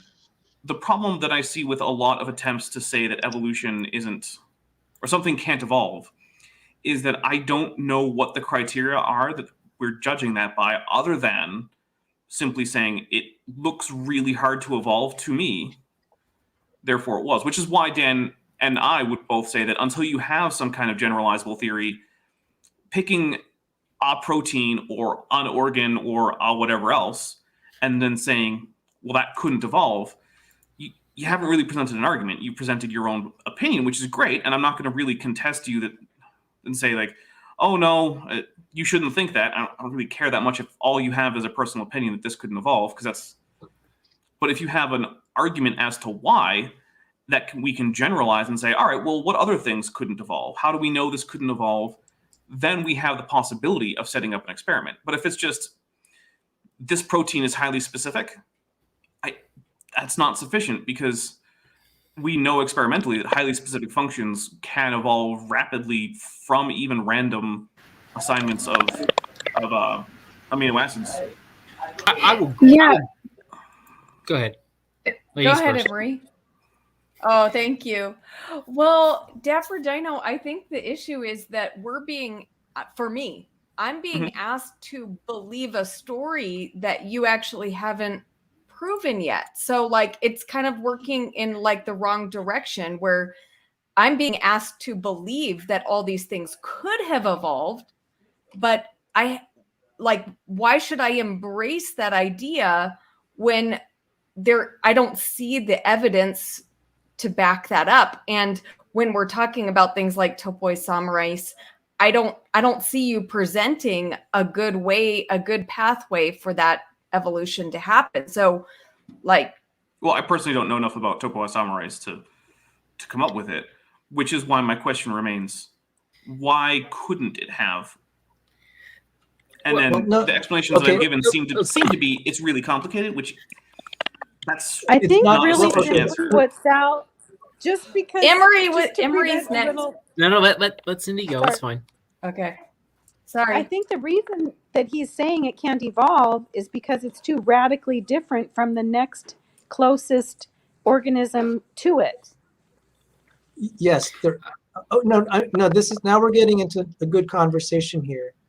Okay. Rebecca said from the creationist side, again, anyone in their specialty, particularly professors like Joe DeWeese, who are young Earth creationists, or Dr. Change Tan, young Earth creationist, professor in molecular biology until she got fired from University of Missouri, sadly, tenured professor, is in their specialty, they have, in their mind, they could argue very well why random mutation will not evolve this. And we know, with the, chemotherapies target topoisomerase function. And I tried to show, I was showing little clips of the parts of the human topoisomerase. I mean, this is just, if we knock out pieces of this, and Joe DeWeese has done knockout experiments, you can kill the topoisomerase with killing even one amino acid. Okay. There are parts that are non-negotiable, and then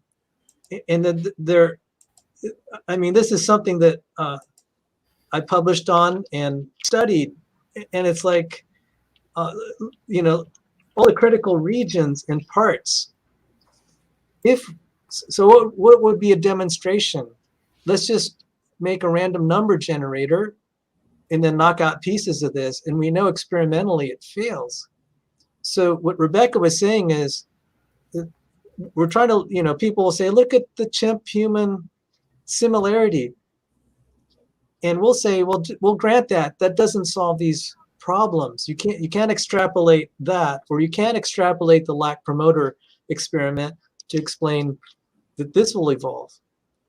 And so I'm trying to get at what is the claim? Is it that highly sensitive to mutation proteins can't evolve?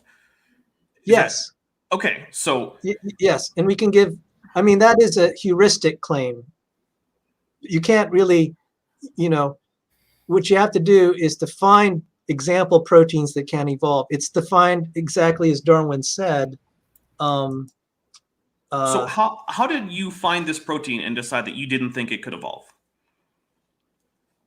I met Dr. DeWeese, Okay. and we were going to work on a project on why there are patterns of similarity and diversity. So it was by serendipity. Okay. I didn't pick it out. I was just fascinated by it, and then the more I learned. What about it struck out to you as unevolvable? Was it its sensitivity to changes, wherein even minor changes cause it to completely lose function? Yeah. Was it? Okay, so it was actually studying these pieces, and it might be worth to talk about it. So, for example, we have. See if I could color this. And no, this is why I like talking about molecules, because you deal with very specific things. For example, Joe DeWeese's PhD dissertation was on this DQ letters, Dairy Queen. That's where the magnesium. Sorry. If you want to go get a shake. So it's too late for me to eat ice cream. Don't do that to me. Me too. Dairy Queen. I got that started. All right. Okay. You know where my mind was. I saw DQ. So you were hungry. That's understandable. Yeah. This is where magnesium will bind. Topoisomerase will fail without the DQ right there. There are other portions here of this, like the ATPase domain, which is in yellow, and then there are critical parts, like the highlighted in red is like where it's in contact with the DNA, and these things have to be positioned in the right spot, and they have to be spelled right. But where it also comes out, because this is what they call a homodimer, there have to be. So topoisomerase is formed of two copies, identical copies, and they form like a pair of scissors here. Mm-hmm. So it's colored blue and red. The connection points have to be the right letters here, and I had a piece of software. Is that what you have highlighted in yellow, or connection points? Yeah, the connection points, and these are separate experiments that could identify the connection points. Right. And probably the thing that has done it for me is I talked to some people on my side who specialize in this, and they had the same experience I did. Is that when they were hearing this described, they said, even if we took our best scientists, we couldn't construct something like this. It is the intricacy of constructing it, the amount of foresight needed to make all the pieces connect. We couldn't do it. And I tried to say, if it were a simple problem, we would have cured all diseases by now. So I'm sharing, I'm not trying to persuade necessarily people on the other side. I'm just saying, at this point, I'm expressing what converted me, and it was this.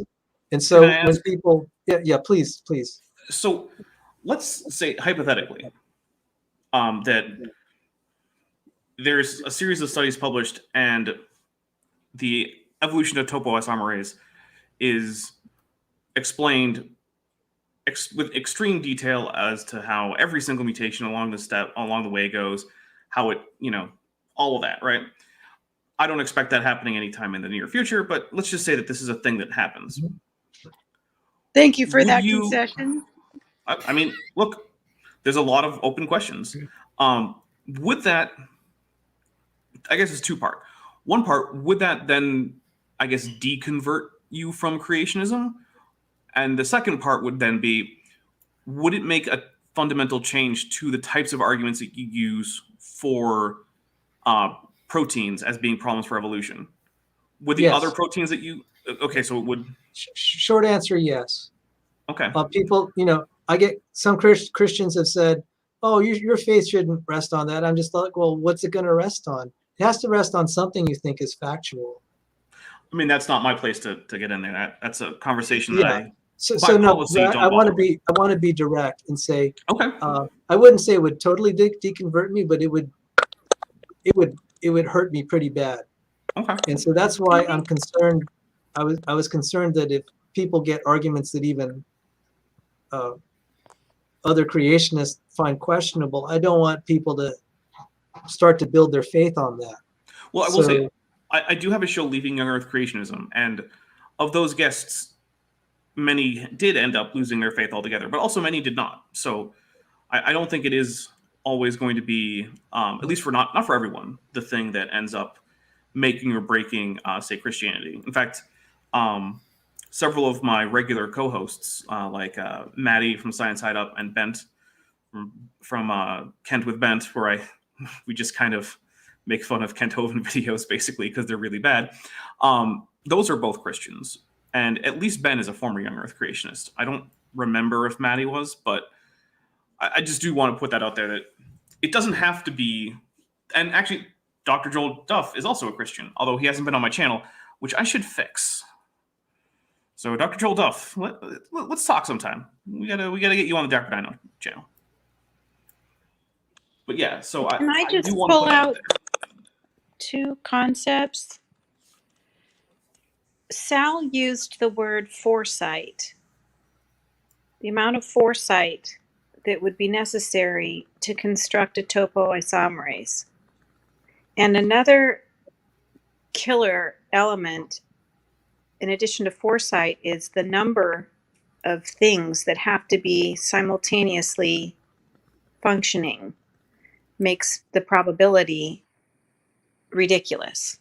Not just personal incredulity, but full-on statistically zero chance. And I'm going to contest something that Dr. Duff is trying to insinuate, that just because you have different implementations of topoisomerase in different organisms, like in bacteria, it is a heterotetramer. It's called a gyrase, whereas it's different. But this is like saying, oh, because we have different cars and different ways of making airplanes, therefore it's really variable, that there's no sensitivity to critical variation. The parts still have to connect and work coherently. And that's what we're finding. You can, you know, just because you can, and I could show an example here. Oh, I think we might have lost. Oh, no, he's back. So you roboted there pretty bad. Let's see if I have it. This is also, I'm going to do, I hopefully will do an episode with Rebecca on eukaryotic evolution. And we covered some of this with nuclear localization signals. Do you remember that import-export video we showed where stuff is going in and out of the nucleus? Okay, so just because bacteria implement topoisomerase differently, and I'll show it here, so it's kind of hard to see here, and I can build a phylogenetic tree of all the variations, which I did here. You have the human at the top and at the bottom. Only one dinosaur, Sal? I'm sorry. Yes, Gallus. Mm-hmm. So, well, okay. Technically, if you're going to go down the lineage path, wouldn't we all be dinosaurs? No. We'd all at no least be fish. amniotes. It's all fish. It's all fish. It's all fish because that's the universal combination. Well, that's another. Well, that would unite dinosaurs and humans and lungfish and frogs at that point. You could go higher up and still have humans and dinosaurs together. You can go all the way to amniote and still get humans and dinosaurs together. So we have the variation here. You could see the bacteria in the top row and the human in the bottom row. I ran this through an alignment algorithm. They're very different. But the one in the bottom row, I'll show you, that's how it's spelled. And that's the nuclear localization signal.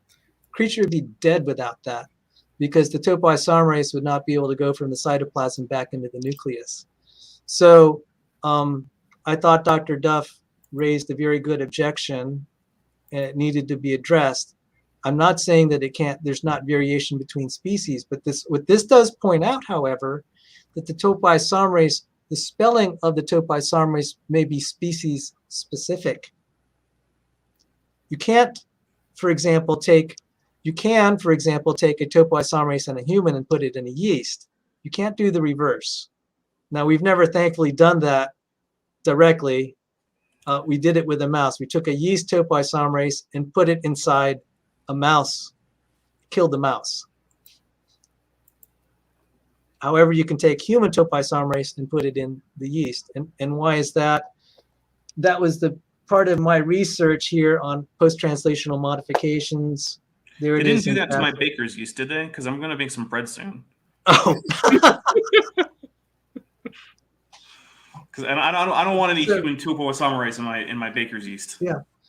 But where I'm headed with this is what's happening with the small minority of ID proponents and creationists that are matriculating through the universities, becoming professors, becoming medical researchers. In their field, they're just like Michael Behe, it just, they begin to be unsatisfied with the explanations of evolutionary theory. They'll accept common ancestry, but they don't find to them, it's a separate question between common ancestry and the evolution of complexity. So I'm glad I had a chance to talk a little bit about, kind of the stuff I like to talk about. Yeah, And no. It's your stream, so kinda you hard- should be able to talk about whatever you want. Right. You could kick all of us out here and go on to an entire monologue all about topoisomerase. We can't stop you. But it's nice to see Rebecca taking an interest in this. And because of the animations, it's easy to see some of this. It doesn't require graduate level training anymore to kind of get the basics. Oh, So- actually, I do have to go relatively soon, and I want to thank Rebecca for something before I do have to go. Sure. So, Rebecca, I think you remember that I shared a video of yours onto my community tab. Well, mostly it was a very favorable reception from my audience, but I've managed to get one person banned from my channel because he said, I would rather look for reasons to hate Christians and young earth creationists. And I was like, all right, well, you're gone. I'm done with that. No patience for that kind of attitude. So thank you for helping me root out a weird, angry bigot from my channel. So. Well, thank you. I appreciated you sharing my video and your kind words about it. So thank you for watching the whole thing. Oh, I did. So when it was first shared with me, I went in with trepidation. I was like, am I going to regret this 20 minutes in? And it was actually Dan who said, I don't think so. I'm like, all right. So then I watched the whole thing. I was like, yeah, no, that's getting a share. I'm definitely putting that on my community tab. Cool. So thank you. Yeah. Well, I didn't. And I'm gonna regret if I don't wait. Did you need to say something, Sal? No, go ahead. Well, me and Emery started talking earlier at the same time, and then Emery never got to share his point. So I would At this really, point, I don't remember what it was, so it doesn't matter. So, Rebecca, look, I come into streams with Sal, and he does 90% of the talking, so I'm used to that. That's normal. I know, but I'm gonna forever regret that I let me go first, because I'm sure whatever you were gonna say was way better than what I said. Decades from now, when Rebecca is looking back on her life as she sits in some hospital, she'll be like, man, that one time with Emery, it's my biggest regret. No, seriously, I guarantee you it wasn't that intelligent. It's way too late at night for that. So Okay. Well, Yeah, thank you guys for this stream. I'm going to have to get going soon too. So thank you, Yeah. Sal. Well, thanks for joining us. So we're getting up to be on 2 hours. So I might have some of these streams again, if any of you'd like to join. Yeah, probably. I did try to acknowledge, and I will get a little flack. Okay, so as far as your, the evolution side, I said ID is not science. I wish ID proponents would stop saying that. I'm going to get flack for saying that. I said ID is not science. You're going to have a lot easier time defending it if you don't talk about trying to say ID is science. I also said irreducible complexity is not an argument. Stop using it. And I mean, I do get your sentiments that you would want Dapper Dino, a general theory from us. Very much so. Seems like whack-a-mole. I have to say, I don't think even in principle that would be possible. So, if that's what you need, I don't think you're going to get it from us. And people that claim that they've come up with one, I think they're going to get in trouble because the world has too much for us to learn to make such theories. We can do that in physics because God made the world to make physics possible, but I don't think he made it for biology to be comprehensible. I'm not going to go that far, Sal, but I will add something I was going to chime in earlier and didn't get a chance to. This was not what I was going to say, Rebecca, so I'm not letting you off the hook. Sorry. But I am sorry. I am going to point out, I do think that there is, I'm very hesitant to go with a broad theory on a lot of things. I mean, I've just from digging into literature on particular topics that I've been published in secular peer-reviewed journals on, there's too much contradictory data for it all to be the result of experimental error and people not knowing what they're doing. You could explain 2, 3, half a dozen papers that way. You can't explain, like literally for one paper I worked on, I had piles of contradictory information on both sides of my desk and the two stacks were about the same height. And I'm like, what do I do with this? So I some of it may be contextualization, but I do think that there is a certain amount of whack-a-mole that's going to have to go on because it's going to be tough to completely generalize down everything. So that's just my 2 cents. No, I appreciate that because I've been trying to say, this whole irreducible complexity thing, it's like, that's trying to be a general theory, and I don't think it's being successful. I mean, it's helped people, but when Dr. Dan or Dapper Dino debate Otangelo, I just sort of cringe and it's like, yeah, Otangelo was writing me emails. He said, Sal, can you help me? I said, yeah, stop using that argument. Stop using irreducible complexity. Oh, That's what you did to me too. Real quick, I want to point something out. So this was before Emery joined, so unfortunately he wasn't included in this. But I mentioned I'm always to one of my unincluded. friends. I'm used to that. Well, okay. But I mentioned, sorry, Dapper. Go ahead. It was before Dan came in too. So I said to one of my friends, "Yeah, I'm live with 3 young Earth creationists," and my friend says, "Why would you do that?" I'm like, "Oh, well, because it's Sal and Cindi and Rebecca." And so my friend immediately said, "Oh, the cool ones. Okay, I get it." I was like, "Yeah, exactly." Now there's this question Harry Stark asked, why do people, and we'll close and maybe we can do this again sometime. I didn't expect so many of y'all to come out. So I'm very you flattered. draw a crowd of high quality people because like attracts like in some cases. Oh, thanks. So Harry Stark asked, why do people care about young Earth creationism or old Earth creationism anyway? For the young Earth creationists, we feel that confirms Noah's flood and the genealogy of Jesus Christ. So to the extent that we can gather evidence that the world is young, that is affirmation, we consider that affirmation of the Christian faith because it affirms the literal interpretation of the Bible. And if you can read it literally and it looks like a historical document, it adds weight to everything else in the Bible. So that's why it matters to the young Earth creationists. And it takes away the falsification of the Bible. And So, I'll go go on. I'll go a step further because I put this in the chat. The reason that an old or young Earth matters to me, because frankly, I don't spend a lot of time there, but the reason I spend so much time in it is if you believe in an old Earth, it undercuts the gospel by placing death before sin. And that is a huge. Now, I'm not saying anybody who doesn't believe in a young Earth isn't a Christian. Okay, so don't quote me as saying that, please. I did not say that. But what I am saying is it is very difficult to make the gospel fit with a old universe in any way, shape, or form because you're introducing death, which is the result of sin, before sin occurs. You're And also I'll add one thing. making Go ahead. God responsible for death, as opposed to death being part of Adam's fall, and therefore the responsibility on us. And so on Rebecca's channel, I asked Germania, I said, if there were, just hypothetically for him, because he's no longer, I think he's an atheist now, he's an ex-Christian. I said, if there were evidence for a young earth, would that favor Christianity? He said, yes.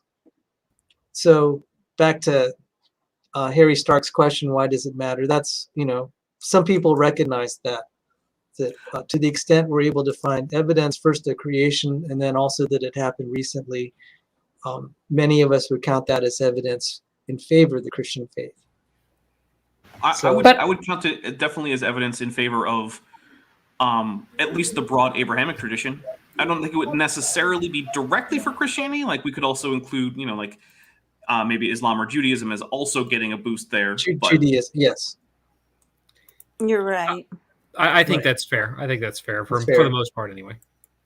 And I think all of us, though, will say that, for those who don't think like we do about this, I mean, we have many wonderful Christian friends who, believe in old earth, believe in even in evolution, and we love them, we bless them, and we honor their faith. And so this isn't a matter of like drawing lines between Christians. It's just maybe we just have a different way of thinking about things. That would require me to have friends, Rebecca. Well, sorry. I would like to have Cindi Lincoln and Dapper Dino have the last words, because it was these two that actually started this whole thing. And Cindi, I'd like to express our support for you. I feel that not enough Christians have rallied around you enough, and what little we can do, you're our thoughts and prayers. And I remember one day I was praying for your financial situation, and I still do. And just as a fellow human being and believer, I'm right there with you. And I'm very moved that Dapper Dinosaur invested so much time in trying to help you and comfort you and support you. And that really moved me to try to do the same. So Dapper, Cindi, I'll let you have the final words. Emery and Rebecca, and also thanks to Dr. Dan for joining. Well, I just want to say, Cindi, it's always great to talk to you. You know that. I mean, we have long phone calls all the time. I like to consider Cindi one of my good friends now, and I'm really glad that I can do, even if it's just emotional support occasionally, and that we don't have to agree on everything to care about each other and to be concerned, and even to just sometimes vent. I called Cindi the other day just because I was frustrated with something, and I was like, Cindi, I have to tell somebody. You pulled the short straw today. You get to hear about my problems. So I just want to say a very heartfelt thank you to Cindi for being a wonderful person and who's willing to come on and have these discussions where there's people who don't disagree with her. And also that extends to the whole group here, where I'm glad that there is a platform and a group of people who don't have to agree on everything, but we can still have civil conversations and we can still care about each other without having to agree. And that's all I have. I agree. And I wanted to say earlier, thank you for shutting down the hater off You're your very channel. welcome. If you want to find reasons to hate Christians, you should not come to my channel for it. You're not going to get that on my channel. I have no time for people who. In that way. Well, you're welcome. Yeah. Thank you, Sal. Thank you, everyone. Yes, Thanks. thank you, Rebecca. Thank you, Emery, Cindi, Dapper, and Lord willing, we'll convene this fun time again. Take care and God bless you all. Have a great evening. Good Bye. night.